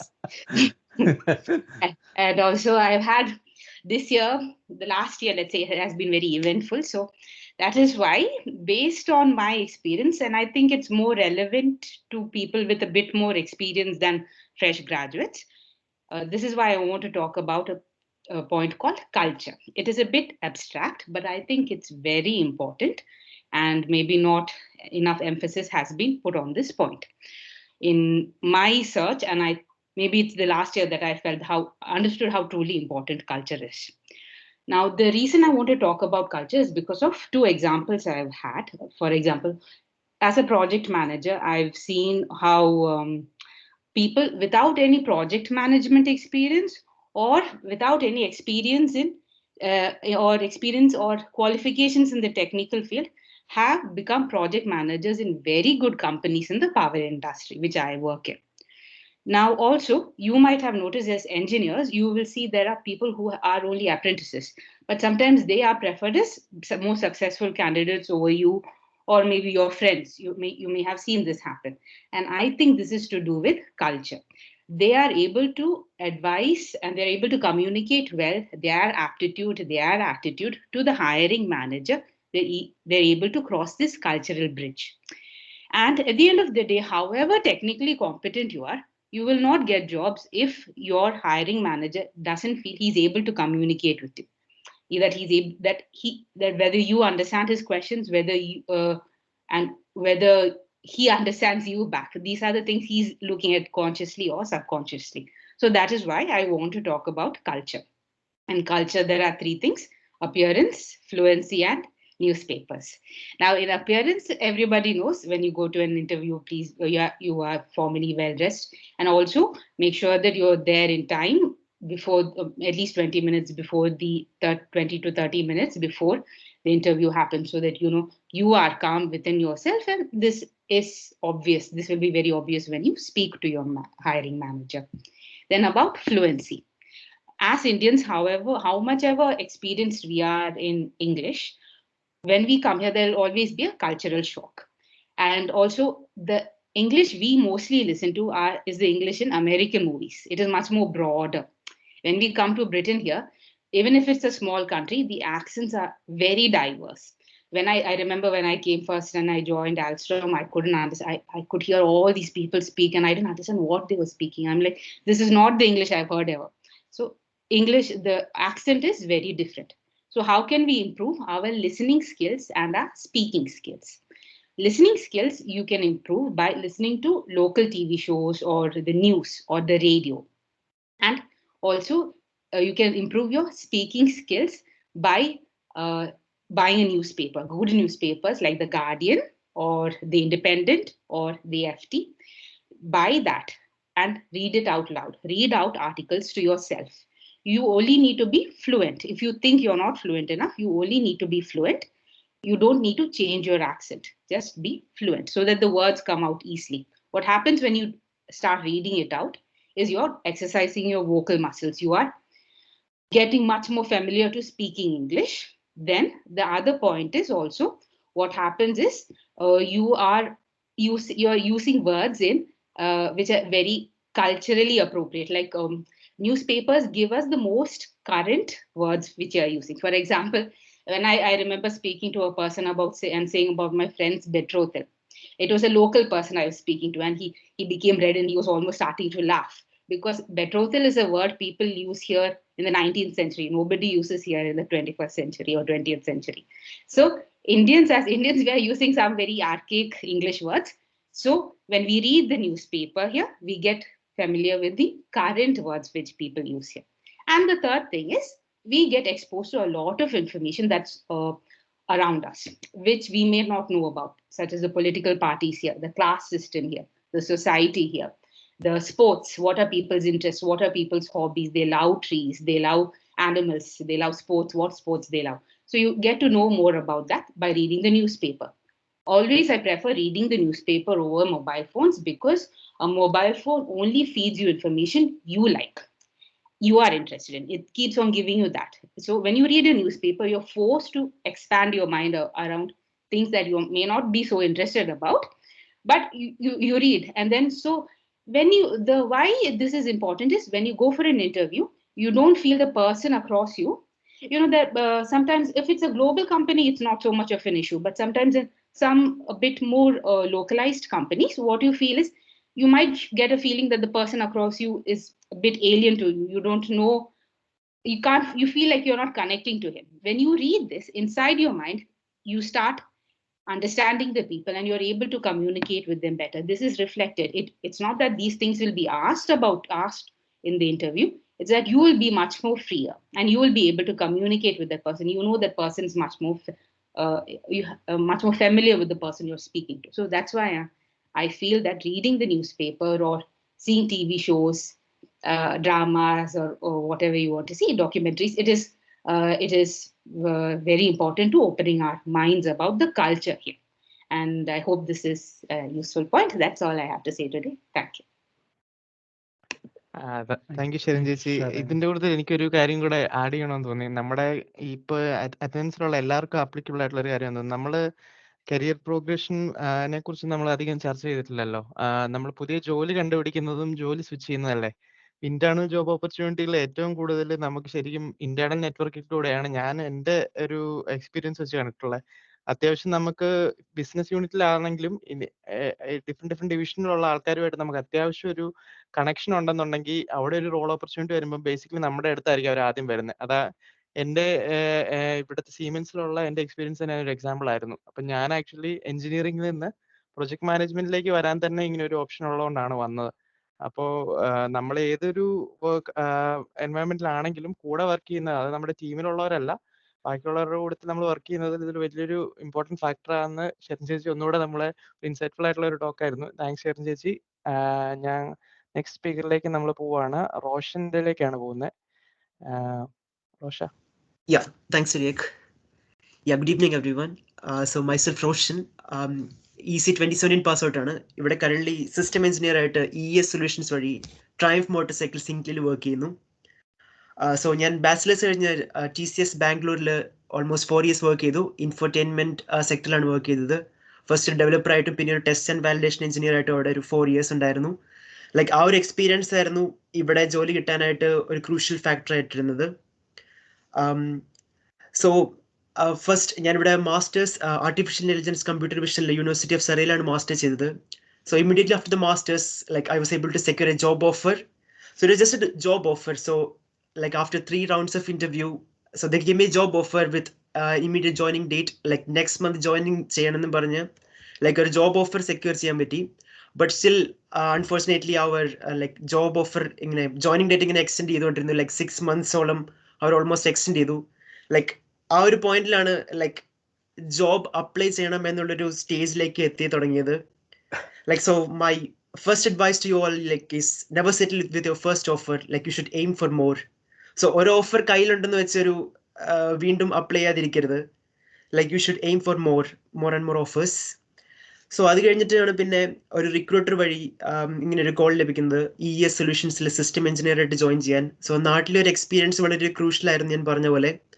So basically LinkedIn പ്രൊഫൈലിൽ skills and experience update ചെയ്തിരുന്നതുകൊണ്ടാണ് അങ്ങനെ ഒരു call കിട്ടാൻ interview clear ചെയ്യാനും പറ്റിയത്. So അതായിരുന്നു ഈ second point ആയിട്ട് ഇവിടെ വെച്ചിരിക്കുന്നത്. Like always keep your LinkedIn profile updated with your relevant skills and experiences. പിന്നെ വേറൊരു എക്സ്പീരിയൻസ് പറയാനുള്ളത് ഇവിടെ KTP jobs like usually for graduates ആണ്. നോളജ് ട്രാൻസ്ഫർ പാർട്ട്ണർഷിപ്പ് എന്ന് പറഞ്ഞൊരു programme. Like it's a kind of 3-way project between a recent graduate known as the KTP associate, പിന്നെ ഒരു industry ഒരു ബിസിനസ് ഇൻവോൾവ് ആയിരിക്കും, പിന്നെ ഒരു യൂണിവേഴ്സിറ്റിയിൽ നിന്ന് ഒരു പ്രൊഫസർ ഇൻവോൾവ് ആയിരിക്കും. So it's kind of providing a great opportunity for graduates to work in the field which they just recently studied. like ആ ഒരു ഗ്രാജുവേറ്റ്സിന് നല്ലൊരു ഓപ്പർച്യൂണിറ്റി ആണിത്. സോ അങ്ങനെ അതിൻ്റെ ഒരു ഇന്റർവ്യൂ അറ്റൻഡ് ചെയ്യാൻ പറ്റി. Like first stage was a Zoom call. So അതൊരു പ്രസന്റേഷൻ ആയിരുന്നു. Ask me to do a presentation based on my skills, like what I learned in the university, my dissertation and all the stuff. So ആ ഒരു zoom call കഴിഞ്ഞ second സ്റ്റേജിലേക്ക് select ചെയ്തു. like I had a paper published as part of my dissertation. so നമ്മളിപ്പോൾ ഇവിടെ പഠിക്കാൻ വന്നവരാണെങ്കിലും dissertation ഒക്കെ ചെയ്യുന്നതാണെങ്കിലും ഒരു പേപ്പർ ഒക്കെ പബ്ലിഷ് ചെയ്യാൻ പറ്റിയ അതൊന്നൊരു ആഡഡ് അഡ്വാൻറ്റേജ് ആയിരിക്കും. സോ അതിൻ്റെ ഒരു സെക്കൻഡ് സ്റ്റേജിലേക്ക് എത്താൻ പറ്റി. സോ സെക്കൻഡ് സ്റ്റേജിൽ ഒരു സിലി മിസ്റ്റേക്ക് എന്ന് പറഞ്ഞാൽ ഞാൻ like I didn't carry my laptop with me for the interview. so I just went on with some documents. so ഞാൻ വിചാരിച്ചു ഫസ്റ്റ് സ്റ്റേജിൽ പ്രസന്റേഷൻ എല്ലാം കഴിഞ്ഞതാണ്. so why should I carry a laptop again for the presentation? so അതൊരു like silly thing ആയിരുന്നു. like the thing they asked me to do was a presentation over there, but still I managed somehow. but അതിൽ എന്തോ select ആയില്ല. again for the graduates it's a good opportunity, a knowledge transfer partnership program. Try ചെയ്യുക. like ഇൻഡസ്ട്രിയിൽ work ചെയ്ത് യൂണിവേഴ്സിറ്റിയുടെ സപ്പോർട്ടോടുകൂടി work ചെയ്യാൻ നല്ലൊരു ഓപ്പർച്യൂണിറ്റിയാണ് ഗ്രാജുവേറ്റ്സിന്. And my final point comes to referrals. Like ഇവിടെ എല്ലാവരും ഓൾറെഡി പറഞ്ഞു കഴിഞ്ഞു. ലൈക്ക് ഇന്റർവ്യൂസിനെല്ലാം ചാൻസ് കിട്ടാൻ നല്ലൊരു ഓപ്പർച്യൂണിറ്റിയാണ് റെഫറൽസ്. എൻ്റെ ഒരു ഫ്രണ്ട് ഇവിടെ മെയ്സ് അലുമിനി തന്നെയാണ്, ഇവിടെ എംബഡഡ് സിസ്റ്റംസ് കമ്പനിയിൽ വർക്ക് ചെയ്യുന്നു. അവൻ ലൈക്ക് ആക്ച്വലി 2 പേരെയാണ് റെഫർ ചെയ്തത് for a job in his company. like luckily both of us got selected for the interview. It was just 2 of us that got selected. Random just me ceremonies ആയിരുന്നു. Like other guy had experience in the embedded systems and he got selected for the job and he's currently working in the company. So ഒരിക്കലും അതിലൊരു മടിയോ ഒരു നാണോ ഒന്നും തോന്നേണ്ട കാര്യമില്ല. Like I was ashamed to ask for referrals, but he referred me and it's actually good opportunity, like everyone mentioned, good opportunity to get in the company. So ഇതാണ് എനിക്ക് പറയാനുള്ളത്.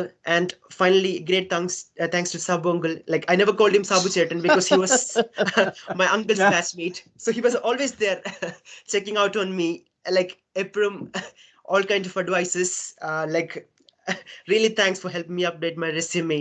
Like still Eprom, like did you ask for visa sponsorship from the company? Like I'm expecting a call soon, Sabu Cheta. Okay, And thank for you. all the Masians out there, good luck with your job hunt. Like work hard, you'll finally reach your dream job. Thank you all. Thank you so much Roshan. അടുത്തതായിട്ട് നമുക്കുള്ളത് Justin ചേട്ടനാണ്. Justin ചേട്ടൻ. Yes. Hi everyone, എൻ്റെ പേര് Justin J Thanikkal. 2015 civil pass out ആണ്. ഞാൻ ഇപ്പോൾ structure engineer ആയിട്ട് വുഡ് എന്ന് പറയുന്ന ഒരു കമ്പനിയിൽ വർക്ക് ചെയ്യാണ്. അപ്പം ഞാൻ 2022 സെപ്റ്റംബറിലാണ് യു കെയിലേക്ക് വരുന്നത്. ഡിപ്പെൻഡ് വിസയിലാണ് വന്നത്.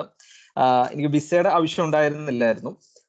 അപ്പം ഞാൻ വന്നിട്ടുള്ള, അതായത് ആ 2-3 months കൊണ്ടാണ് ഞാൻ ഇവിടുത്തെ മീൻസ് നമുക്ക് ഈ ജോബിലേക്ക് എങ്ങനെ പോകണം എന്നുള്ളൊരു ട്രാക്കിലേക്ക് എത്തിയത്. അപ്പം എൻ്റെ ഒരു ബാക്ക്ഗ്രൗണ്ട് എന്ന് വെച്ച് കഴിഞ്ഞാൽ നാട്ടിൽ ഞാൻ അക്കാഡമിക് ബാക്ക്ഗ്രൗണ്ട് ആയിരുന്നു. അതായത് നാട്ടിൽ പഠിപ്പിക്കുമായിരുന്നു. അസിസ്റ്റന്റ് പ്രൊഫസറായിട്ട് 4 വർഷം വർക്ക് ചെയ്യുമായിരുന്നു. അപ്പം ഞാൻ ഫേസ് ചെയ്തിരിക്കുന്ന ഒരു പ്രധാന ഇതെന്ന് വെച്ച് കഴിഞ്ഞാൽ, ഒരു അക്കാഡമിക് ബാക്ക്ഗ്രൗണ്ടിൽ നിന്ന് ഇൻഡസ്ട്രിയിലേക്ക് നമ്മൾ സ്വിച്ച് ഓൺ ചെയ്യുമ്പം ഒരു ഫ്രഷർ ആയിട്ട് തന്നെയാണ് നമ്മളെ കൺസിഡർ ചെയ്യുന്നത്. അപ്പം എനിക്ക് ഇന്റർവ്യൂസ് കിട്ടുന്നുണ്ടായിരുന്നു. പക്ഷേ ഓരോ ഇന്റർവ്യൂ കഴിയുമ്പോഴും ബെറ്റർ ആവുന്നുണ്ട്, പക്ഷേ എന്തോ അച്ചീവ് ചെയ്യാൻ പറ്റുന്നില്ല. അപ്പൊ നമ്മൾ ഓരോ മിസ്റ്റേക്ക് എന്തൊക്കെയാണോ അതൊക്കെ നമ്മൾ നോക്കുന്നുണ്ടെങ്കിൽ കൂടി എന്താണെന്നൊന്ന് പ്രൊജക്ട് ചെയ്യാൻ ഞാൻ ആദ്യത്തെ കുറച്ച് സമയങ്ങളിൽ ഞാൻ കൂടുതലും ടീച്ചിങ്ങിന് കൂടുതൽ എംഫസൈസ് ചെയ്തായിരുന്നു പറഞ്ഞുകൊണ്ടിരുന്നത്. അപ്പം അത് കുറച്ച് കഴിഞ്ഞപ്പോഴാണ് ആ ട്രാക്ക് മാറ്റണം എന്ന് എനിക്ക് മനസ്സിലായത്. അപ്പം യാദൃശ്ചികമായിട്ട് തന്നെ, അല്ലെങ്കിൽ ഒരു റിക്രൂട്ടർ എനിക്ക് കണക്ട് ചെയ്യാൻ പറ്റി. അപ്പം ഹെയ്സ് റിക്രൂട്ട്മെന്റ് എന്ന് പറയുന്നത്, അപ്പൊ അവരെനിക്ക് ടീംസിൽ കോൾ ചെയ്തു. അപ്പം എന്നോട് അവർ പറഞ്ഞ ഒരു കേസ് എന്ന് വെച്ച് കഴിഞ്ഞാൽ, ഒരു പോർട്ട്ഫോളിയോ ഡെവലപ്പ് ചെയ്യുക. CV ഉണ്ട്, ഒരു പോർട്ട്ഫോളിയോ നിങ്ങൾക്ക് ഷോക്കേസ് ചെയ്യാൻ പറ്റുന്ന ഒരു കാര്യങ്ങൾ ഇത് ചെയ്യാൻ പറഞ്ഞു. അപ്പൊ അതിനകത്ത് ഞാൻ ചെയ്തൊരു കേസ് എന്ന് വെച്ച് കഴിഞ്ഞാൽ, ഞാൻ എൻ്റെ മാസ്റ്റേഴ്സ് പ്രോജക്റ്റിനെ ഒന്ന് നല്ല രീതിയിൽ എംഫസൈസ് ചെയ്തു. അതോടൊപ്പം തന്നെ ഞാൻ കോളേജിൽ പഠിപ്പിച്ചുകൊണ്ടിരുന്ന സമയത്ത് നമുക്ക് കുറച്ച് ഗവൺമെന്റിന്റെ പ്രോജക്റ്റുകളൊക്കെ വന്നേക്കുന്നതും, അതോടൊപ്പം തന്നെ ഞാൻ സ്റ്റുഡൻസിനെ ഗൈഡ് ചെയ്തിരിക്കുന്ന വർക്കുകളും ഇതൊക്കെ വെച്ചിട്ട് ഒരു പോർട്ട്ഫോളിയോ ഡെവലപ്പ് ചെയ്തു. അപ്പം ഞാൻ അതിനുശേഷം ഈ പറയുന്ന റിക്രൂട്ടർ ആൾക്കാർക്കും, അതോടൊപ്പം തന്നെ നമ്മൾ യൂഷ്വലി സൈറ്റുകളിലൊക്കെ റെസ്യൂമും കവർ ലെറ്റർ ആണ് ചോദിക്കുന്നതെങ്കിൽ കൂടി നമ്മൾ റിക്രൂട്ടർമാർക്കൊക്കെ ഡയറക്ട്ലി പോർട്ട്ഫോളിയോ ഷെയർ ചെയ്യാൻ തുടങ്ങി. അപ്പം നമുക്ക് ഇപ്പൊ ഇന്റർവ്യൂസ് കിട്ടുന്ന സമയത്ത് അവരുടെ പെർമിഷനോട് കൂടി തന്നെ നമ്മൾ അതങ്ങ് പ്രസന്റ് ചെയ്യുന്നു. അപ്പം നമുക്ക് കുറച്ചുകൂടെ നമ്മുടെ ഇന്ന കാര്യങ്ങളിൽ ഇത് ചെയ്തിട്ടുണ്ടെന്നൊരു എംഫസൈസ് ചെയ്യാൻ, അതായത് ടീച്ചിങ് എന്ന് പറയുന്ന അതിന് കുറച്ച് എംഫസൈസ് ചെയ്തുകൊണ്ട് കൂടുതൽ നമ്മുടെ ഈ വർക്കുകൾ ചെയ്തു അല്ലെങ്കിൽ പ്രൊജക്ടുകൾ ചെയ്തു എന്നുള്ള രീതിയിലാണ് എംഫസൈസ് ചെയ്ത് കൊടുത്തത്. അപ്പൊ അത് ഒരു ഈ പറയുന്ന പോർട്ട്ഫോളിയോ ഡെവലപ്പ് ചെയ്യുന്നത് ഒരു ഇമ്പോർട്ടന്റ് കാര്യമായിട്ടാണ് എനിക്ക് എൻ്റെ ജേർണിയിൽ എനിക്ക് തോന്നിയ ഒരു കേസ്. ഇനി രണ്ടാമതായിട്ട് എനിക്ക് തോന്നുന്നൊരു നെറ്റ്വർക്കിംഗ്. എല്ലാവരും പറഞ്ഞ പോലെ തന്നെ നെറ്റ്വർക്കിങ്ങിലൂടെ കിട്ടിയേക്കുന്നത് കൂടുതൽ അറിവുകളാണ്. അതായത് എങ്ങനെ ജോബ് ഹണ്ടിങ് മീൻസ് ജോബ് കണ്ടെത്തുന്നതോടൊപ്പം തന്നെ ഓരോരുത്തരും അവര് ഈ പറയുന്ന പോലെ ഫേസ് ചെയ്തേക്കുന്ന ഓരോ പ്രശ്നങ്ങളും കാര്യങ്ങളൊക്കെ പറഞ്ഞു തരും. അപ്പം നമുക്ക് ഇവിടുന്ന് അതോടൊപ്പം തന്നെ ഈ പറയുന്ന ഒരുപാട് അസോസിയേഷൻ പ്രോഗ്രാംസ് ഉണ്ട്. അപ്പോൾ അവിടെ എവിടെയെങ്കിലും ഒരു എഞ്ചിനീയർമാരെ കണ്ടെത്തുക, നമ്മുടെ സ്ട്രീമിലുള്ള ഒരു എഞ്ചിനീയറെ കണ്ടെത്തുക, അതൊക്കെയായിരുന്നു. അപ്പൊ അതുപോലെ ഒരുപാട് പ്രോഗ്രാംസ് ഇവിടെ ആ സമയങ്ങളിലൊക്കെ ഓണാഘോഷങ്ങളും അങ്ങനത്തെ എല്ലാ പ്രോഗ്രാംസുകളൊക്കെ അറ്റൻഡ് ചെയ്യുകയും, അപ്പൊ അങ്ങനെ കുറച്ച് കണക്ഷൻസ് ഡെവലപ്പ് ചെയ്തു. അപ്പൊ കുറച്ചുകൂടി ഐഡിയ കിട്ടി എങ്ങനെയൊക്കെയാണ് മൂവ് ഓൺ ചെയ്യേണ്ടതെന്നുള്ളത്. പിന്നെ അടുത്തൊരു കേസ് എന്ന് വെച്ച് കഴിഞ്ഞാൽ, ഇപ്പൊ ഞാൻ പറഞ്ഞിരുന്നു അക്കാഡമിക്കലി നിന്നാണ് വരുന്നത്, അതുകൊണ്ട് തന്നെ ഇൻഡസ്ട്രിയിലായിട്ടുള്ള അറിവുകൾ കാര്യങ്ങളൊക്കെ കുറവാണ്. അപ്പം അത് ഡെവലപ്പ് ചെയ്യാൻ വേണ്ടി ഞാൻ ഒരു കോഴ്സ് പർച്ചേസ് ചെയ്തു, സ്ട്രക്ചറൽ എഞ്ചിനീയറിംഗിന്റെ ഒരു കോഴ്സ്. അപ്പം കുറച്ചുകൂടെ നമുക്ക് ആ സോഫ്റ്റ്വെയറുകളും കാര്യങ്ങളൊക്കെ ആയിട്ട് കുറച്ചുകൂടി ഒരു ഐഡിയ കിട്ടുകയും അപ്പൊ അത് നമുക്ക് മേക്ക് ഓൺ ചെയ്യാൻ സാധിക്കുകയൊക്കെ ചെയ്തിരുന്നു. അപ്പം നമുക്ക് ഇന്റർവ്യൂവിൽ നമുക്ക് പോകുമ്പോൾ നമുക്കത് പെർഫോം ചെയ്യാനുള്ള ഒരു എബിലിറ്റി എനിക്ക് കിട്ടിയതായിട്ട് തോന്നി. അപ്പം അതോടൊപ്പം തന്നെ ഇപ്പൊ നമ്മൾ ഇന്റർവ്യൂവിലൊക്കെ എനിക്ക് ഇന്റർവ്യൂസ് കിട്ടുന്നുണ്ടായിരുന്നു, പക്ഷെ അതോടൊപ്പം തന്നെ ഫെയിൽ ആവുന്നുമുണ്ട്. അപ്പൊ ഈ ഫെയിൽ ആവുന്നതിന്റെ കാരണങ്ങൾ, അതായത് ചിലപ്പം ചില കാര്യങ്ങൾ എനിക്ക് പറയാൻ പറ്റാത്തതായിരിക്കും. അപ്പൊ ആ കാരണങ്ങൾ ഞാൻ ഇൻഡസ്ട്രിയിൽ വർക്ക് ചെയ്യുന്നവരുമായിട്ട് എന്നിട്ട് നമ്മൾക്ക് ആ ഇന്റർവ്യൂ കഴിയുന്നു, നമുക്ക് ആ കിട്ടിയ ക്വസ്റ്റ്യൻ എന്താണെന്ന് അവർക്ക് നേരെ ഫോർവേഡ് ചെയ്യുന്നു. അപ്പൊ നമുക്ക് അതിന്റെ ഒരു റെസ്പോൺസ് കിട്ടുന്നു. അപ്പൊ അതിൽ കൂടെ നമുക്ക് ഈ പറയുന്ന പോലെ ഒരു ഐഡിയ കിട്ടും, എവിടെയാണ് എനിക്ക് ഫെയിൽ ആയതെന്നുള്ള ഒരു കേസ് കിട്ടും. അപ്പം ആ രീതിയിലാണ് പിന്നെ മൂവ് ഓൺ ചെയ്തത്. അതോടൊപ്പം തന്നെ ഇപ്പൊ ഇന്റർവ്യൂ സമയത്ത് നമുക്ക് ഈ പെർഫോം ചെയ്യേണ്ടത്, ആ സമയത്ത് നമ്മൾ ഇതിനെപ്പറ്റി ആലോചിക്കാതെ അതിന് മുൻകൂട്ടി അതിനെ ഒരു പ്രിപ്പയർ ചെയ്യുക. അപ്പം വീണ്ടും വീണ്ടും പറഞ്ഞു പഠിച്ചുകൊണ്ടിരിക്കുക. അപ്പൊ നമുക്ക് ആ ഒരു ഫ്ലോയിൽ നമുക്ക് അങ്ങ് കിട്ടിക്കോളും, നമുക്ക് അങ്ങ് പറയാനായിട്ട് നമുക്ക് ഒരു കംഫർട്ട് ആയിരിക്കും. അപ്പം ആ രീതിയിലുള്ളൊരു രീതിയിൽ പിന്നെ നോക്കിയായിരുന്നു. പിന്നെ അതോടൊപ്പം തന്നെ അടുത്തത് ഫീഡ്ബാക്ക് കളക്ട് ചെയ്യുക. നമുക്കിപ്പം ഇന്റർവ്യൂ നമ്മൾ ഇപ്പൊ ആപ്ലിക്കേഷൻസ് ഒക്കെ അപ്ലൈ ചെയ്തു, അൺഫോർച്ചുനേറ്റ്ലി യൂഷ്വൽ മെയിൽസ് നമുക്ക് വന്നു തുടങ്ങുന്നു. അപ്പൊ നമ്മൾ അവർക്കൊരു മെയിൽ അയച്ചാൽ ചിലപ്പോൾ റെസ്പോൺസ് ചിലപ്പോൾ വന്നൊന്നിരിക്കില്ല. അപ്പൊ അവരുടെ കോൺടാക്ട് നമ്പർ എങ്ങനെയെങ്കിലും ഒന്നെങ്കിൽ ചിലപ്പോൾ അവരുടെ തന്നെ നമ്പർ ചിലപ്പോൾ ഉണ്ടാകും, ഇല്ലെങ്കിൽ ഈ പറയുന്ന പോലെ അവരുടെ കരിയർ കയറിയിട്ടോ അവരുടെ കോൺടാക്ട് നമ്പർ എടുത്ത് വിളിച്ച് നമുക്ക് റെസ്പോൺസ് കിട്ടുന്ന രീതിയിലാണ് പിന്നെ മുമ്പോട്ട് ചെയ്തത്. അപ്പം എനിക്ക് ഒരു റെസ്പോൺസ് കിട്ടിയത്, അതായത് ഞാൻ നെറ്റ്വർക്ക് റെയിലിന്റെ ഒരു ഇന്റർവ്യൂ മാഞ്ചസ്റ്ററിൽ പോയി അറ്റൻഡ് ചെയ്തത്. ആ റിക്രൂട്ടർ എന്നെ വിളിച്ചിട്ട് 1 മണിക്കൂറാണ് ജസ്റ്റ് ഈ രീതിയിലൊക്കെ ഒന്ന് ചെയ്യുക. അപ്പം ആ രീതിയിലൊക്കെ ഇപ്പം അക്കാഡമിക് ബാക്ക്ഗ്രൗണ്ട് ആയതുകൊണ്ട് തന്നെ എങ്ങനെയൊക്കെയാണ് ടെക്നിക്കൽ കാര്യങ്ങൾ പറയേണ്ടതെന്നുള്ള ഒരു ഗൈഡൻസ് കിട്ടി. അപ്പം അങ്ങനെ നമുക്ക് ഈ പറയുന്ന ഫീഡ്ബാക്ക് എടുക്കുക എന്നുള്ളത് വളരെ ഇമ്പോർട്ടന്റ് ആണ്. ഇനി ഫോളോ അപ്പിന്റെ ഒരു കേസ് പറഞ്ഞു കഴിഞ്ഞാൽ, ഞാൻ ഇപ്പൊ വർക്ക് ചെയ്യുന്ന കേസിൽ കമ്പനി കയറിയേക്കുന്നത് ഈ പറയുന്ന പോലെ, ഞാൻ കഴിഞ്ഞ ഫെബ്രുവരിയിൽ ഇന്റർവ്യൂ അറ്റൻഡ് ചെയ്തതാണ്. ഈ പറയുന്ന പോലെ അവർ മെയിൽ വന്നു, നിങ്ങൾ ഈ പറയുന്ന പോലെ അൺഫോർച്ചുനേറ്റ്ലി നിങ്ങൾക്ക് ഇപ്പൊ എടുക്കുന്നില്ല, പിന്നീട് നമുക്ക് നോക്കാം. അപ്പൊ അങ്ങനെ ഞാൻ കുറച്ച് സമയം കഴിഞ്ഞിട്ട് ഒരു ജൂണിൽ അവർക്ക് ഒരു മെയിൽ അയക്കുന്നു, ഇപ്പൊ നിങ്ങൾക്ക് വേക്കൻസി ഉണ്ടോ? അപ്പൊ അവര് പറയുന്നു നിങ്ങൾക്ക് ജോയിൻ ചെയ്യാൻ നിങ്ങൾ ഓക്കെ ആണെങ്കിൽ നമുക്ക് ജോയിൻ ചെയ്യാം. അപ്പം ആ ഫോളോ അപ്പിന്റെ ഒരു ഇമ്പോർട്ടൻസ് ആണ് എനിക്ക് അതിൽ നിന്ന് തോന്നിയത്. നമുക്ക് ഈ പറയുന്ന പോലെ നിരന്തരം ആൾക്കാരെ ഫോളോ അപ്പ് ചെയ്ത് കഴിഞ്ഞാൽ നമുക്ക് എന്തെങ്കിലും ഒരു ഇമ്പ്രൂവ്മെന്റ് ചെയ്യാൻ സാധിക്കും നമുക്ക് അതിനകത്ത്. പിന്നെ അതോടൊപ്പം തന്നെ ഇപ്പൊ നമ്മൾ പല ജോബ് സ്പെസിഫിക്കേഷനകത്തും പല സോഫ്റ്റ്വെയറുകളുടെ കാര്യങ്ങൾ ഇപ്പം ഇതിനകത്ത് പറയുന്നുണ്ടാവും. അപ്പൊ അതിനെപ്പറ്റി നമ്മൾ ഈ പറയുന്ന ഇന്റർവ്യൂ അറ്റൻഡ് ചെയ്യുന്നതിന് മുമ്പ് ഒരു ചെറിയ സ്റ്റഡി നടത്തുക, യൂട്യൂബിലൊക്കെ ഒന്ന് നോക്കി ഒന്ന് പഠിക്കുക. അപ്പൊ ചെറിയ രീതിയിലൊക്കെ നമുക്ക് അതിനെപ്പറ്റി ഒരു അറിവുണ്ടെന്നുള്ള രീതിയിൽ ഒന്ന് പ്രസന്റ് ചെയ്തൊക്കെ ആണ് ഞാൻ പോയത്. പിന്നെ അതോടൊപ്പം തന്നെ ഞാൻ ഈ പറയുന്ന പോലെ അക്കാഡമിക് ബാക്ക്ഗ്രൗണ്ടിൽ നിന്ന് വരുന്നത് കൊണ്ട് തന്നെ ടീച്ചിങ് എന്ന് പറയുന്ന ഒരു മേഖല ഞാൻ നോക്കിയായിരുന്നു. അപ്പം ഞാൻ ഇവിടെ ഇപ്പൊ ജോയിൻ ചെയ്തതിന് ശേഷമാണ് എനിക്കൊരു നമ്മൾ കണക്ട് ചെയ്ത ഇവിടെ ക്രോയിഡൻ നമ്മുടെ അടുത്ത് തന്നെയുള്ള ഒരു കോളേജിൽ നിന്ന് ഒരു മലയാളി ചേട്ടൻ ത്രൂ ഇത് വന്നായിരുന്നു. അപ്പം ഈ പാരലി ഈ പറയുന്ന പോലെ ടീച്ചിങ്ങും അതോടൊപ്പം തന്നെ ട്യൂഷൻസും ഓൺലൈനും ഓഫ്ലൈനും ഒക്കെ എടുക്കുന്നു. ആ രീതിയിലായിരുന്നു പിന്നെ മുമ്പോട്ട് പോകുന്നത്. അപ്പം അത് സൈഡായിട്ട് ചെയ്തു. അതോടൊപ്പം തന്നെ ഇൻഡസ്ട്രിയിലേക്കുള്ള ഇത് നോക്കുമായിരുന്നു ചെയ്തത്. അപ്പൊ ഇതൊക്കെയാണ് ഞാൻ ഈ പറയുന്ന എനിക്ക് തോന്നുന്നൊരു 8-9 മാസമാണ് ഞാൻ ഇതിനു വേണ്ടി മീൻസ് ഈ ജോലിക്ക് കയറുന്നതിന് മുമ്പ്. ഇപ്പൊ ഓൾമോസ്റ്റ് ഒരു 10 മാസം ആവുന്നു ഈ ജോലിക്ക് കയറിയിട്ട്. അപ്പൊ ഇതായിരുന്നു എന്റെ ഒരു ജേർണി എന്ന് പറയുന്നത്. Thank you. ഇതൊരു അടിപൊളി ജേർണിയാണ് കേട്ടോ. ജസ്റ്റിൻ പറഞ്ഞു ഒരു കാര്യം എനിക്കൊന്ന് സബിൻ പറഞ്ഞായിട്ട് കണക്ട് ചെയ്യാൻ തോന്നുന്നു, പോർട്ട്ഫോളിയോ പറഞ്ഞത്. കാരണം സബിൻ ആണെന്ന് തോന്നുന്നു പറഞ്ഞത് ടാലന്റ് ഉണ്ടോ സ്കില്ലുണ്ടോ എന്നാ നോക്കുന്നതെന്ന് ഒരു എംപ്ലോയർ. സത്യത്തിൽ അത് തന്നെയാണ് ഈ പോർട്ട്ഫോളിയോ കൊണ്ട് ഉദ്ദേശിക്കുന്നത്. ആക്ച്വലി നമ്മൾ ഒരാളെ ഇന്റർവ്യൂ ചെയ്യുമ്പോൾ അയാളെ കൊണ്ട് നമുക്ക് പൈസ ഉണ്ടാക്കാൻ പറ്റുമോ എന്നാണ് ബേസിക്കലി നോക്കുന്നത്, നമ്മളൊരാളെ എംപ്ലോയ് ചെയ്യാൻ വേണ്ടിയിട്ട് നോക്കുമ്പോൾ. അപ്പൊ ആ ഒരു കാര്യം തന്നെയാണ് സബിന് മുമ്പ് പറഞ്ഞ, ഒരാൾക്ക് ടാലന്റ് ഉണ്ടോ സ്കില്ലുണ്ടോ അത് നമ്മൾ പ്രസന്റ് ചെയ്യണം. ആ സെയിം കാര്യം തന്നെയാണ് ജസ്റ്റിൻ വേറൊരു രീതിയിൽ പറഞ്ഞ് പോർട്ട്ഫോളിയോ. അത് ഒരു കണക്റ്റഡ് തിങ് ആണ്. ഞാൻ ജസ്റ്റ് ഒരു കണക്ഷൻ ഉണ്ടെന്ന് അറിയാൻ വേണ്ടിയിട്ടും പറഞ്ഞതേ ഉള്ളൂ. അത് മാത്രമല്ല, ഈ ജസ്റ്റിൻ തിയറിയെ എടുത്ത് പ്രാക്ടിക്കലാക്കി. പിള്ളേരെ പഠിപ്പിച്ച സാധനം എടുത്ത് അതെടുത്ത് പിന്നെ സ്ട്രക്ചറൽ എഞ്ചിനീയറിംഗ് കോഴ്സ് ചെയ്തത്. പിന്നെ ഒരു പോയിന്റും കൂടി, ആ ഫോളോ അപ്പ്, ആ കറക്റ്റ് സമയത്തിന് ഒരു ഇമെയിൽ അയച്ചു, അത് അവരുടെ മുന്നിലേക്ക് അതങ്ങ് തുറന്നു കിട്ടി, ഇതാ നടക്കുന്ന ജോലി എന്ന് പറഞ്ഞ പോലെ. പിന്നെ ഏറ്റവും ലാസ്റ്റ് പറഞ്ഞത്, കുറെ പണി വേറെ ചെയ്യുന്നുണ്ട്, നമുക്ക് കടം ചോദിക്കാൻ ആളുണ്ട്, പൈസ. ഓക്കെ, അടുത്തതിലേക്ക് പോയിക്കോളൂ സിറിയൊക്കെ. കരോൾ. താങ്ക് യു ജസ്റ്റിൻ ചേട്ടാ. ഈ പറഞ്ഞ പോലെ നമ്മുടെ എഫേർട്ട് ഇതിനകത്ത് ഒരുപാട് നമ്മുടെ ജോബ് ഹണ്ടിങ് ജേർണിയിൽ ഒരുപാട് ഇമ്പോർട്ടന്റ് ആണ്. നമ്മള് ഏത് സമയത്താണ് ക്ലിക്ക് ആവുമെന്ന് പറയാൻ പറ്റില്ല. അതുകൊണ്ട് നമ്മൾ കിട്ടുന്നിടം വരെ ട്രൈ ചെയ്യാന്നുള്ളത് ഒരു വളരെ വലിയൊരു കാര്യമാണ്. ഇനിയിപ്പോ അടുത്തത് നമുക്കുള്ളത് ദർശനയാണ്. ദർശന. ഹലോ, എല്ലാവർക്കും ഹായ്. ഞാൻ ദർശന.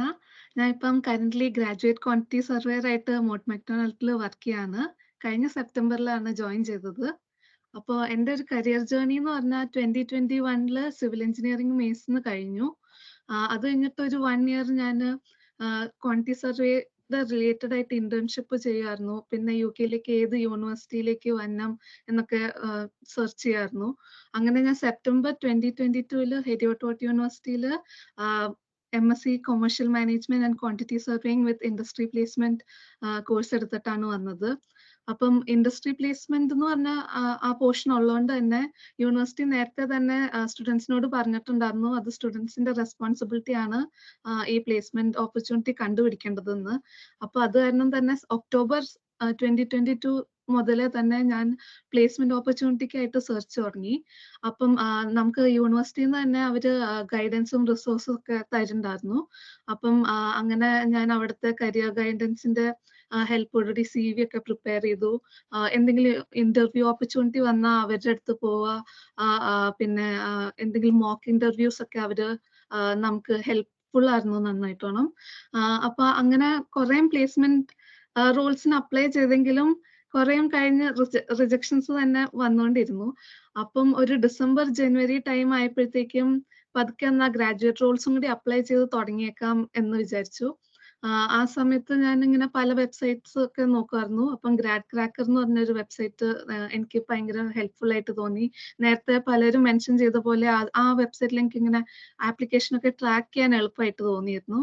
അപ്പം അതിൽ ഒരു ജാൻ എൻഡോടൊക്കെ കൂടിയായപ്പം മോട്ട് മെക്ഡൊണാൾഡിൽ ഈ ഓപ്പർച്യൂണിറ്റി കണ്ടു. അപ്പം എനിക്ക് അവിടെ അറിയാവുന്ന ഒരു കണക്ഷൻ അറിയാവുന്ന ഒരു ആളും അവിടെ വർക്ക് ചെയ്യാനുണ്ടായിരുന്നു. അപ്പം ആ കണക്ഷൻ ത്രൂ എനിക്ക് റീസെന്റ് അവിടെ ഗ്രാജുവേറ്റ് റോളിൽ ജോയിൻ ചെയ്ത ഒരാളായിട്ട് സംസാരിക്കാനുള്ള ഓപ്പർച്യൂണിറ്റി കിട്ടി. അപ്പം എനിക്ക് കറക്റ്റ് ഗൈഡൻസ് ഒക്കെ കിട്ടി. എങ്ങനെയാ ഫോം ഒക്കെ ഫില്ല് ചെയ്യണ്ടേ, എന്തൊക്കെയായിരിക്കും ഇന്റർവ്യൂവിൽ എക്സ്പെക്ട് ചെയ്യണ്ടേ, എന്തൊക്കെ ടിപ്സ് ഒക്കെ കിട്ടി. അപ്പൊ അത് എനിക്ക് എന്റെ ആപ്ലിക്കേഷനിൽ ഭയങ്കര ഹെൽപ്ഫുൾ ആയിരുന്നു. അങ്ങനെ ഞാൻ ഫെബ്രുവരി സ്റ്റാർട്ടോടുകൂടി അതൊക്കെ ആപ്ലിക്കേഷൻ ഒക്കെ കഴിഞ്ഞു.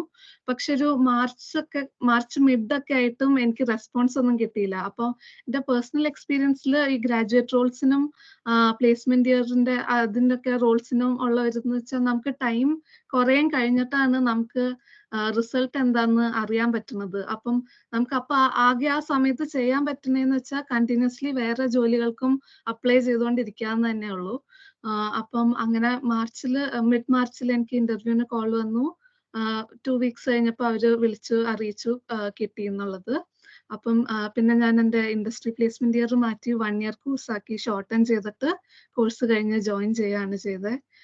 അപ്പം അങ്ങനെ എന്തെങ്കിലും മോട്ട് മെക്ഡൊണാൾഡിലെ ഏതെങ്കിലും റോൾസിന് എന്തെങ്കിലും ഹെൽപ്പിന്റെ അല്ലെങ്കിൽ എന്തെങ്കിലും ഡൗട്ട്സോ എന്തെങ്കിലും ഉണ്ടെങ്കിൽ എന്നെ ഡയറക്റ്റ് ആയിട്ട് കോൺടാക്ട് ചെയ്യാൻ ഞാൻ ഹെൽപ്പ് ചെയ്യാന്നായിരിക്കും.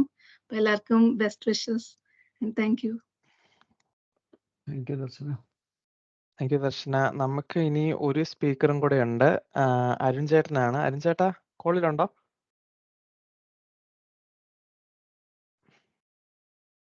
അരുൺകുമാർ ചേട്ടനാണ് കേട്ടോ. ഹലോ, കേൾക്കുന്നുണ്ടോ? കേൾക്കുന്നുണ്ട്. നമ്മുടെ സ്ലൈഡ് തന്നെ ബ്ലാങ്ക് ആയിട്ട് ഒരു തുറന്ന പുസ്തകം പോലെ വെച്ചേക്കുവാണ്. അരുൺ ചേട്ടാ, ഞാനൊന്നും പ്രിപ്പയർ ഒന്നും ചെയ്തിട്ടില്ലായിരുന്നു. ബിക്കോസ് ഐ തോട്ട് ഇപ്രാവശ്യം എല്ലാവരും പറയുന്ന അവരുടെ experience through the journey experience പറയുമ്പം അത് കേട്ടിട്ട് അതിന്റെ റെസ്പോൺസ് ചെയ്യാന്നുള്ള രീതിയിലായിരുന്നു എന്റെ വിചാരം. അപ്പം അങ്ങനെ വലുതായിട്ട് പ്രിപ്പയർ ഒന്നും ചെയ്തിട്ടില്ല. അപ്പം ഞങ്ങൾക്ക് വേണ്ടത് അല്ല, നമ്മള് എക്സ്പീരിയൻസ്ഡ് ആൾക്കാർ അധികം പറയേണ്ട ആവശ്യമില്ല. We have to learn from others എന്നുള്ള രീതിയാണ്. അപ്പം ഞാൻ ആക്ച്വലി സിറിയക്കിന്റെ കൂടെ സെയിം കമ്പനിയിലാണ്, സീമെൻസിൽ വർക്ക് ചെയ്യുന്നു. I work as a project manager too. Although Cyriac is in another division, ഞാൻ വേറെ പവർ ഇൻഡസ്ട്രി ഡിവിഷനിലാണ് വർക്ക് ചെയ്യുന്നത്. അപ്പം ഞാൻ റീസെന്റ് 2-3 പേരെ ഞാൻ റിക്രൂട്ട് ചെയ്തിട്ട് ആ റിക്രൂട്ട്മെന്റ് പാർട്ടിൽ ഉണ്ടായിട്ടുണ്ടായിരുന്നു, പ്രോസസ്സിൽ ഉണ്ടായിരുന്നു. Of that one of the guys was in Mace. He is currently got a job in Newcastle, not with Siemens but another company. എൻ്റെ ത്രൂ ആയിട്ട് കിട്ടിയിട്ടുണ്ടായിരുന്നു. പിന്നെ വേറൊരാൾക്കും ഒരു ജോലി സീമെൻസിൽ തന്നെ ശരിയാക്കാൻ പറ്റിയിട്ടുണ്ട്. അപ്പം as part of that process എൻ്റെ ഒരു എക്സ്പീരിയൻസ് ഞാൻ പറയുവാണ്, for which may benefit the people who are looking for the jobs. Mainly CV, yes, people nowadays are not much looking into the CV aspects. They are trying to see how you can express yourself. ആ ഒരു category ഇപ്പം in fact recent ഇപ്പം ഞങ്ങളുടെ സീമെൻസിൽ കുറച്ച് data scientist opportunities വന്നിട്ടുണ്ട്, where they are asking you to express yourselves rather than submit a CV. അങ്ങനത്തെ ഒരു style of ഇത് നോക്കുന്നുണ്ട്. പിന്നെ internal reviews, references definitely matters. And അതിനകത്താണ് rather than getting thousands of CVs and going through those CVs and getting a job, internal ഒരു reference വന്നിട്ടുണ്ടെങ്കിൽ it is valued much more. കാരണം റിക്രൂട്ടേഴ്സിന് അങ്ങനെ എടുക്കാനായിട്ടും ഇപ്പം ഒരാൾ HR റിക്രൂട്ട്മെന്റ് നോക്കിയിട്ടുണ്ടെങ്കിൽ എടുക്കാനായിട്ട് for them to recruit through say hundreds of CVs, they may not get the right one, whereas somebody who can refer some people, it helps them to actually scrutinize through a number of CVs. Say 1:100 എന്നുള്ള രീതിയിൽ അവർക്ക് നോക്കാൻ പറ്റും. അപ്പം അങ്ങനെ നോക്കിയിട്ടുണ്ടെങ്കിൽ actually it is always beneficial to get that internal reference എന്നുള്ളത് എനിക്ക് തോന്നിയിട്ടുണ്ട്. പിന്നെ ഫ്രഷേഴ്സ് അല്ലെങ്കിൽ for those looking for jobs എന്ന് പറയാനായിട്ട്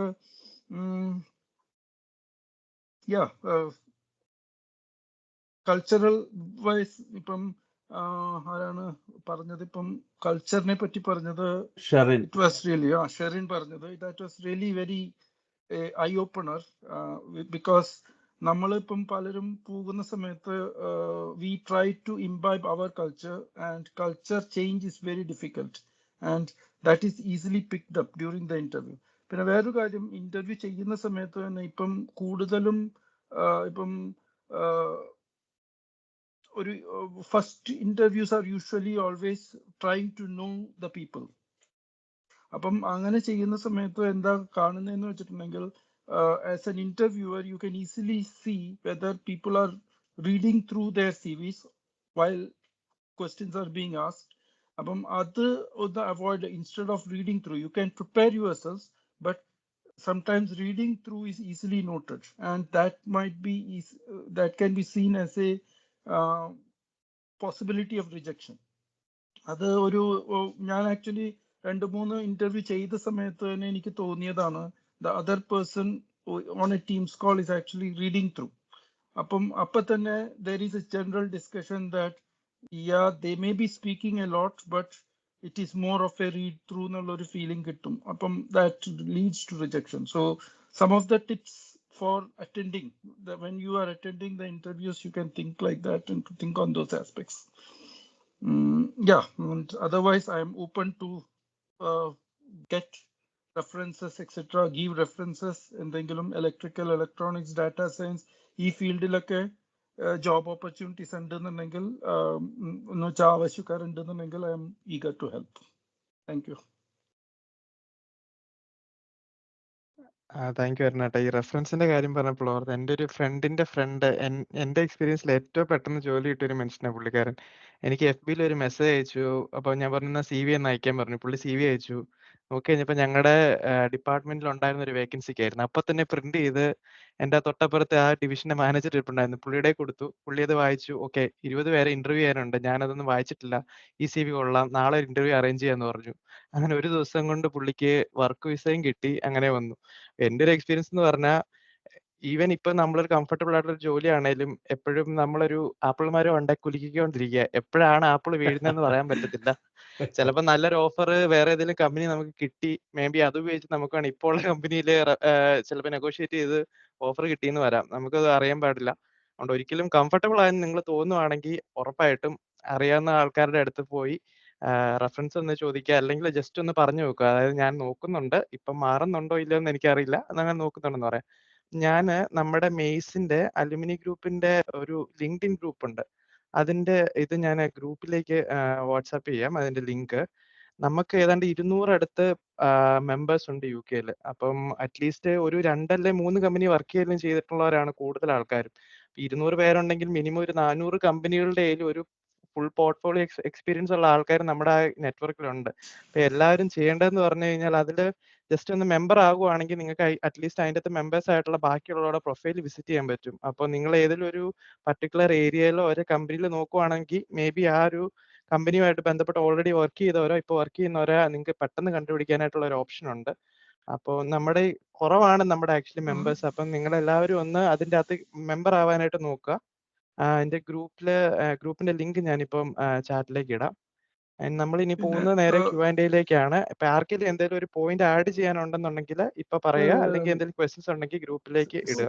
സിറിയൊക്കെ ഒരു കാര്യം കൂടി ഒരു കാര്യം കൂടി 1 പോയിന്റ് കൂടി പറഞ്ഞു. പറയാനുണ്ടായിരുന്നു.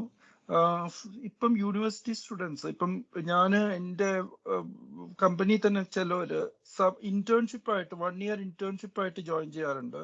And they do some projects working with the company. അപ്പം പഠിച്ചുകൊണ്ടിരിക്കുന്ന സമയത്ത് തന്നെ അവർക്ക് എക്സ്പീരിയൻസ് കിട്ടുന്നുണ്ട്.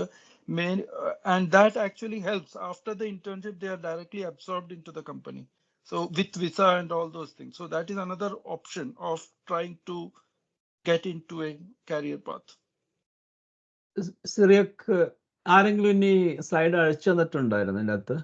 ഒരു ജിതിന്റെ ഉണ്ടോ നോക്കിയേ? ജിതിന്റെ ഉണ്ട്. പുള്ളിക്കാരൻ ഞാൻ സാബുചേട്ടൻ ഒന്ന് കവർ ചെയ്യാൻ പറ്റുമോ? പോയാലോ? ചിലരൊക്കെ എന്നെ ഏൽപ്പിച്ചു പോയി. ഓക്കെ നമുക്ക് അതിലേക്ക് പോകാം. അവന്റെ വായിച്ചിട്ടൊന്നും ഇല്ലട്ടോ ഇതുവരേക്കും, പക്ഷെ എനിക്ക് അറിയാവുന്ന കാര്യം ഞാൻ പറയും.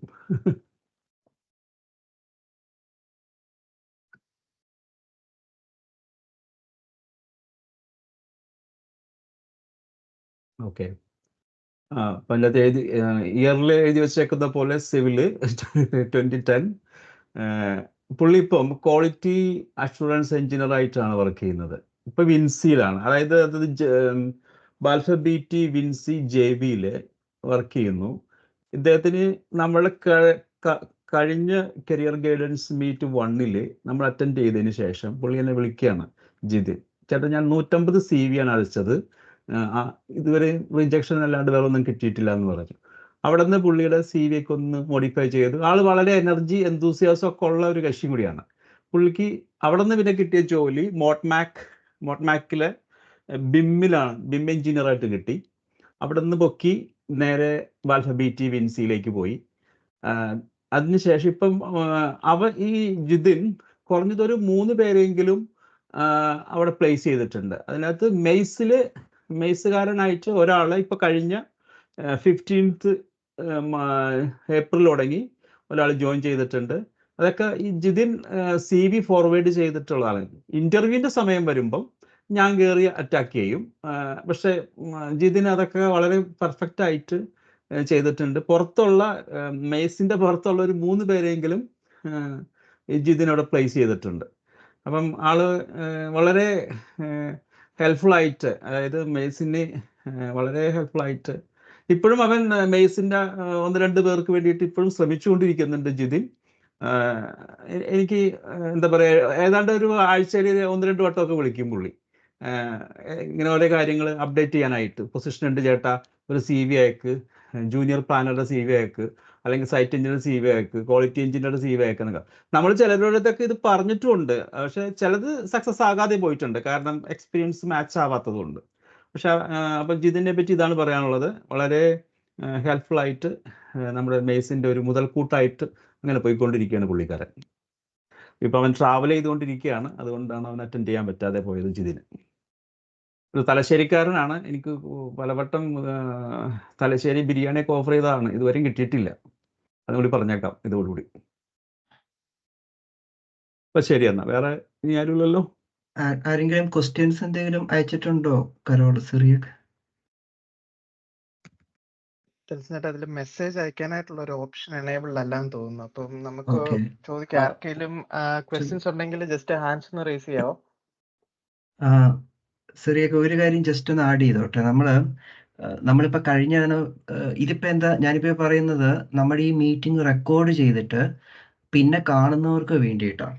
അപ്പൊ പിന്നെ കാണുന്നവർക്ക് അറിയാം ഇപ്പൊ ആരെയൊക്കെയാണ് ബുദ്ധിമുട്ടിക്കേണ്ടത്, ആരെയൊക്കെയാണ് ശല്യപ്പെടുത്തേണ്ടതെന്ന് അറിയാം. ഇപ്പൊ മെയിൻലി സാബുവിനെ ശല്യപ്പെടുത്താം. അതേപോലെ ഇപ്പൊ ഈ പറഞ്ഞ എല്ലാവരെയും, ഇതിനു മുമ്പ് നമ്മുടെ പാർട്ട് 1 പറഞ്ഞ എല്ലാവരെയും നിങ്ങൾക്ക് ശല്യപ്പെടുത്താം. അങ്ങോട്ട് ചോദിക്കാം, ഹെൽപ്പ് ചെയ്യാവോ എന്ന് ചോദിക്കാം.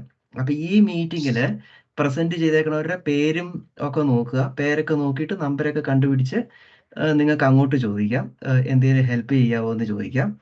അതേ കണക്ക് പാർട്ട് 1 നോക്കുക. പിന്നെ അതേപോലെ നമുക്കൊരു വാട്സപ്പ് ഗ്രൂപ്പ് ഉണ്ട്, കരിയർ ഗൈഡൻസ്.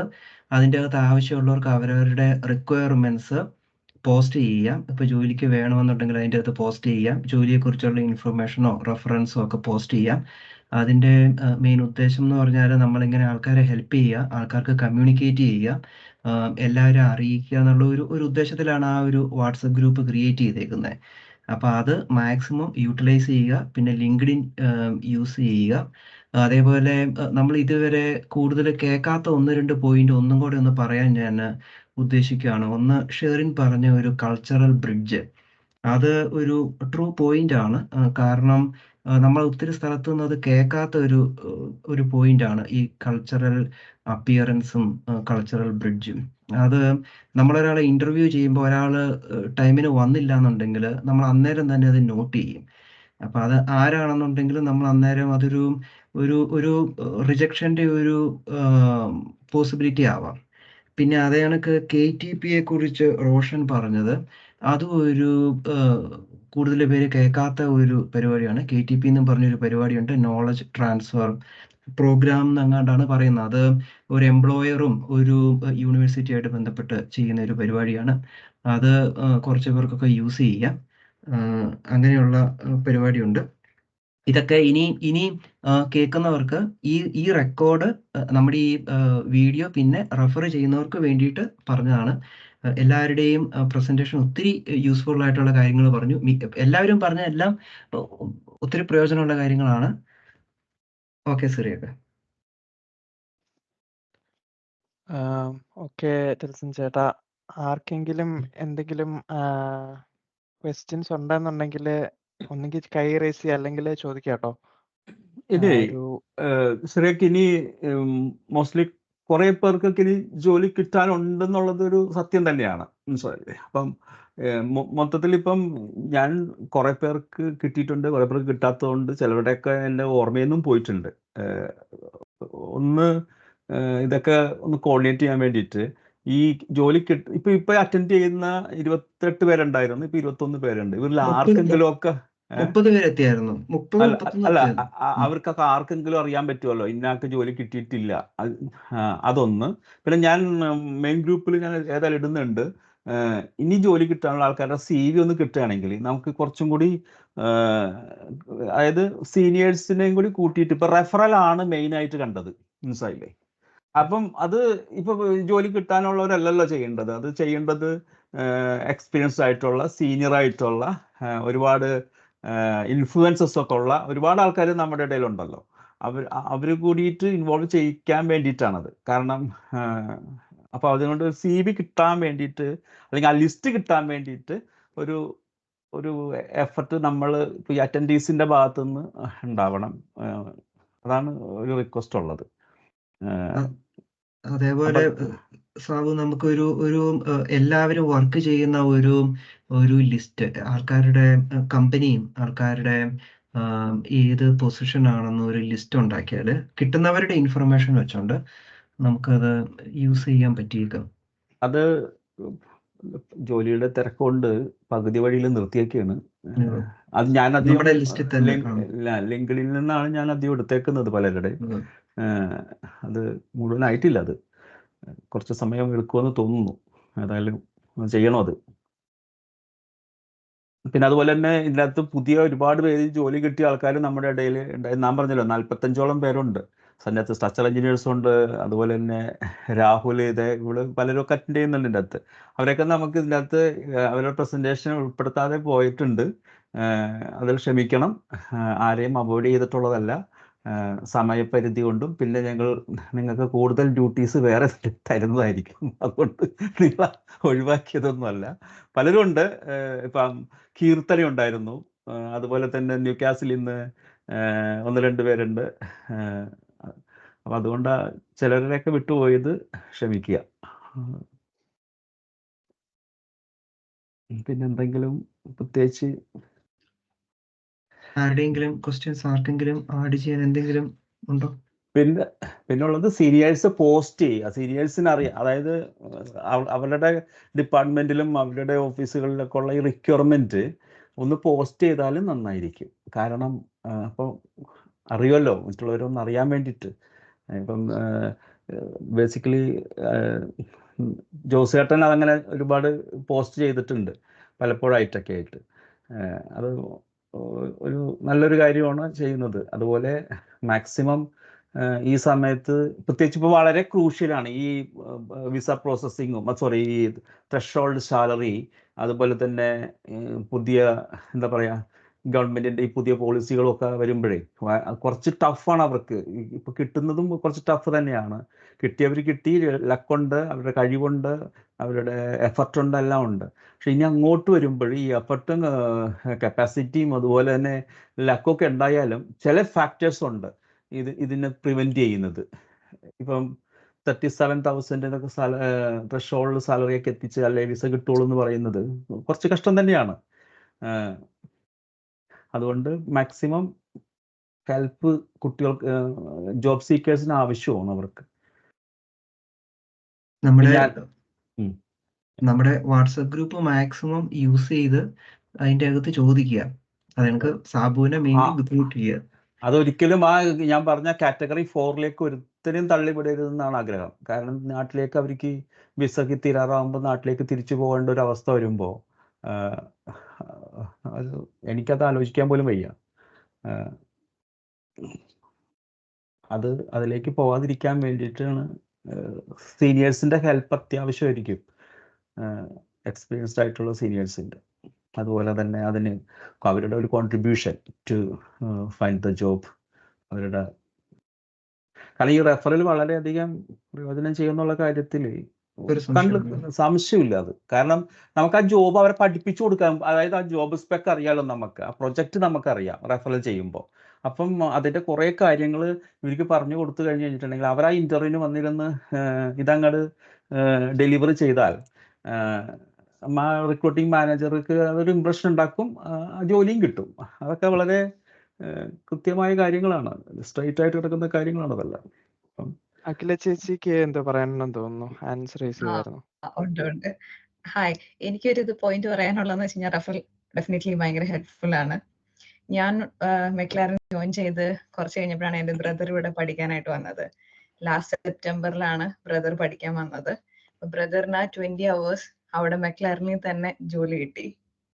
അപ്പോൾ റഫറൽ ഭയങ്കര ഹെൽപ്ഫുൾ ആയിരുന്നു. ഈവൻ അവർ ഇന്റർവ്യൂ പോലും നടത്തിയില്ല, നേരെ ഓഫർ അങ്ങ് കൊടുത്തു. അഖിലയുടെ ഒരു ഇൻഫ്ലുവൻസ് അല്ലേ? അങ്ങനെയല്ല, നമ്മള് മാക്സിമം എല്ലാ കഴിവുകൾ വേണം നമുക്ക്. അതുകൊണ്ട് നമുക്ക് ഒരാളെ വെറുതെ എടുത്തു വെക്കാൻ പറ്റില്ലല്ലോ. ഇവിടുത്തെ മാനേജേഴ്സ് എല്ലാം നോക്കിയിട്ടല്ലേ ചെയ്യുള്ളൂ. അപ്പം അവൻ മിടുക്കനാണ്, പിന്നെ അഖില റെഫറലും കൊടുത്തു. ഓക്കെ, അപ്പോ ഓൾമോസ്റ്റ് വൈൻഡപ്പ് ചെയ്യാറായി. നമുക്ക് ആർക്കെങ്കിലും എന്തെങ്കിലും ഡൗട്ട് ഒക്കെ ഉണ്ടെങ്കിൽ നമ്മൾ ഏത് സമയത്തും ഗ്രൂപ്പ് വഴിയോ ഈ പേഴ്സണലോ ലിങ്ക്ഡിൻ വഴിയോ ഒക്കെ നമ്മളെ കോൺടാക്ട് ചെയ്യാവുന്നതാണ്. ഇന്നത്തെയും കഴിഞ്ഞ തവണത്തെ പോലെ സ്ലൈഡും ഇന്ന് റെക്കോർഡ് ചെയ്ത മീറ്റിംഗ് എല്ലാം ഉടനെ തന്നെ അവൈലബിൾ ആയിരിക്കും നിങ്ങൾക്ക് യൂട്യൂബിൽ. നമുക്ക് ഇനി വോട്ട് ഓഫ് താങ്ക്സിലേക്ക് കിടക്കുകയാണ്. സിറിയക് ചേട്ടൻ പ്ലീസ്. ഞാൻ വാട്ടർ സയൻസ് സാബു ചേട്ടനെ ദൽസൻ ചേട്ടനെ തിരിച്ചേൽപ്പിക്കാം ബോൾ പാസ് ചെയ്ത്. സാബു ചേട്ടോ. നീ അല്ലേ മിടുക്കൻ, അല്ലെങ്കിൽ കരോളിനല്ലേ ചെയ്യേണ്ടത്? ഓക്കെ, എന്നാ ഞാൻ പറയാം. കഴിഞ്ഞ വർഷം ഞാൻ 2017 യുകെയിലോട്ട് വന്നത്. ആ ഒരു സമയത്ത് ഇങ്ങനെ ഒരു മെയ്സ് അലുമിനി ഗ്രൂപ്പ് ഉണ്ടെന്നും അതിൽ കുറെ ആൾക്കാരുണ്ടെന്നുള്ളതൊക്കെ അന്ന് അറിയത്തില്ലായിരുന്നു. അന്ന് അറിയുമായിരുന്നെങ്കിൽ ആദ്യത്തെ ജോബ് ഹണ്ടിങ് സമയത്തൊക്കെ ഒത്തിരി സ്ട്രഗിൾ ചെയ്യത്തില്ലായിരുന്നു. ഇപ്പം എന്ന് പറഞ്ഞാൽ എനിക്ക് തോന്നുന്നു ഒരു 200 അടുത്ത ആൾക്കാരും അതിൻ്റെ അകത്ത് ഒരു 10-20 ആൾക്കാരെ ഏത് പാതിരാത്രി വിളിച്ചാലും ഫോൺ എടുത്ത് എന്ത് ഡൗട്ട് ഉണ്ടെങ്കിലും ക്ലിയർ ചെയ്ത് തരുന്ന, ജോലി കൂടെ നിന്ന് വാങ്ങിച്ചു തരുന്ന ഒരു റിക്രൂട്ടറെ പോലെ നിൽക്കുന്ന കുറെ ആൾക്കാർ ഈ ഗ്രൂപ്പിലുണ്ട്. സാബു ചേട്ടനും ഡെൽസൺ ചേട്ടനും ഒക്കെ ഇപ്പം നമ്മൾ ഓൾറെഡി ഒരു കരിയർ ഗൈഡൻസിന്റെ സെഷൻ കഴിഞ്ഞ വർഷം വെച്ചായിരുന്നു. ഈ വർഷം ഒന്നും കൂടെ വെച്ച്, അതായത് പുതിയതായിട്ട് ജോലി കിട്ടിയ ആൾക്കാർ അവരുടെ ഒരു പെർസ്പെക്റ്റീവിൽ നിന്നുള്ള ഒരു വ്യൂ പോയിന്റ് എല്ലാവർക്കും കിട്ടാൻ വേണ്ടി ഇങ്ങനൊരു സാധനം ഇനിഷ്യേറ്റ് ചെയ്ത സെൽസ് ചേട്ടനും സാബു ചേട്ടനും ഞങ്ങളുടെ അലുമിനി ഗ്രൂപ്പിലുള്ള എല്ലാവരുടെയും പേരിൽ ഒരു താങ്ക്സ് പറയുന്നു. പിന്നെ ഈ ഒരു പ്രസന്റേഷന് വേണ്ടി എഫർട്ട് ഇട്ട് ടൈം അവരുടെ സ്പെൻഡ് ചെയ്ത് നമുക്ക് വേണ്ടി കുറെ എക്സ്പീരിയൻസ് ഷെയർ ചെയ്ത കുറെ ആൾക്കാർ ഈ കോളിലുണ്ട്. അവർക്ക് എല്ലാവർക്കും താങ്ക്സ്. പിന്നെ എനിക്ക് തോന്നുന്നു ഇത് റെക്കോർഡഡ് ആണെങ്കിലും നിങ്ങൾ കുറെ ആൾക്കാർ കുറെ കഴിഞ്ഞായിരിക്കും നിങ്ങൾ ഇത് കാണുന്നുണ്ടാവുക. അപ്പം ഇതിൻ്റെ അകത്തുള്ള ആരെ വേണേലും നിങ്ങൾക്ക് കോൺടാക്ട് ചെയ്യാവുന്നതാണ്. അതുപോലെ തന്നെ നമ്മുടെ മെയ്സിന്റെ ലിങ്ക്ഡിൻ ഗ്രൂപ്പിൽ കയറി ജോയിൻ ചെയ്യുവാണെങ്കിൽ നിങ്ങൾക്ക് അത്യാവശ്യം നമ്മുടെ വേറെ ഇൻഡസ്ട്രീസിലും കമ്പനീസിലും വർക്ക് ചെയ്യുന്ന ആൾക്കാരുടെ കോൺടാക്ട്സ് കിട്ടും. അത് വെച്ച് ഫോളോ അപ്പ് നമുക്ക് ചെയ്യാം. അത്രേ ഉള്ളൂ. എല്ലാവരുടെയും താങ്ക് യു ഫോർ അറ്റൻഡിങ്. ഒരു സൺഡേ ആണ്. പിറ്റേ ദിവസം നാളെ തിരിച്ച് ജീവിതത്തിലെ പച്ചയായ യാഥാർത്ഥ്യങ്ങളിലേക്ക് ജോലി ചെയ്യാനായിട്ട് പോകേണ്ട സമയമാണ്. അപ്പം പേടിയാകുന്നു മോനെ. ഓക്കെ, അപ്പോൾ താങ്ക്സ് ഫോർ അറ്റൻഡിങ്. എന്തെങ്കിലും ഫീഡ്ബാക്കോ എന്തെങ്കിലും ഉണ്ടെന്നുണ്ടെങ്കിൽ നമ്മളെ ഗ്രൂപ്പിൽ നിങ്ങൾക്ക് പറയാം, അല്ലെങ്കിൽ പേഴ്സണലി ഇതിലുള്ള ആരെ വേണമെങ്കിലും നിങ്ങൾക്ക് കോൺടാക്ട് ചെയ്യുന്നതാണ്. കരോളിന് എന്തെങ്കിലും പറയാനുണ്ടോ? ഇല്ല, ഞാൻ താങ്ക് യു ആണ് എല്ലാവർക്കും ഇതുപോലെ ഒരു ഓപ്പർച്യൂണിറ്റി സെറ്റപ്പ് ചെയ്തതിനും. ഇത് എനിക്കൊക്കെ എന്ന് പറഞ്ഞാൽ ഇത് നേരത്തെ അറിഞ്ഞിരുന്നെങ്കിൽ ഇതുപോലെ ഒരു സെഷൻ എനിക്കും അറ്റൻഡ് ചെയ്ത് എന്റെ 4 മാസം എന്നുള്ളൊരു പക്ഷെ പിറ്റേ ദിവസം എന്നൊക്കെ ആക്കായിരുന്നു. എനിവേസ് അതിമോഹമാണ് ദിനേശ. അപ്പോ എനിവേസ് അറ്റൻഡ് ചെയ്ത എല്ലാവർക്കും ഒരുപാട് താങ്ക്സ്. ഓൾസോ നമ്മുടെ മേസൻസ് ആയിട്ടുള്ള ഇന്ന് അറ്റൻഡ് ചെയ്യാൻ പറ്റാതെ പോയ ആർക്കെങ്കിലും മേസൻസ് ആയിട്ടുള്ളവർക്കൊക്കെ ഈ ഇൻഫർമേഷൻ ബെനിഫിഷ്യൽ ആണെങ്കിൽ നമ്മൾ ഷെയർ ചെയ്യുക. അപ്പോ ഇനിയും ഇതുപോലെ അടിപൊളി പരിപാടികളും ബെനിഫിഷ്യൽ ആയിട്ടുള്ള പ്രോഗ്രാംസ് ഒക്കെ കാണുന്നിടം വരെ എല്ലാവർക്കും happy week forward. Thank you so much. Thanks. വേറൊന്നുമില്ല നമുക്ക് പറയാനായിട്ട്. എല്ലാവർക്കും ജോലി കിട്ടും, ആരും തിരിച്ചു പോകില്ല. ഓക്കെ, എന്നാലും വൈൻഡ് അപ്പ് ചെയ്താലോ? Okay, thank you everyone. Thank you. Okay everyone. Thank you so much. Thank you. Thank you. Bye.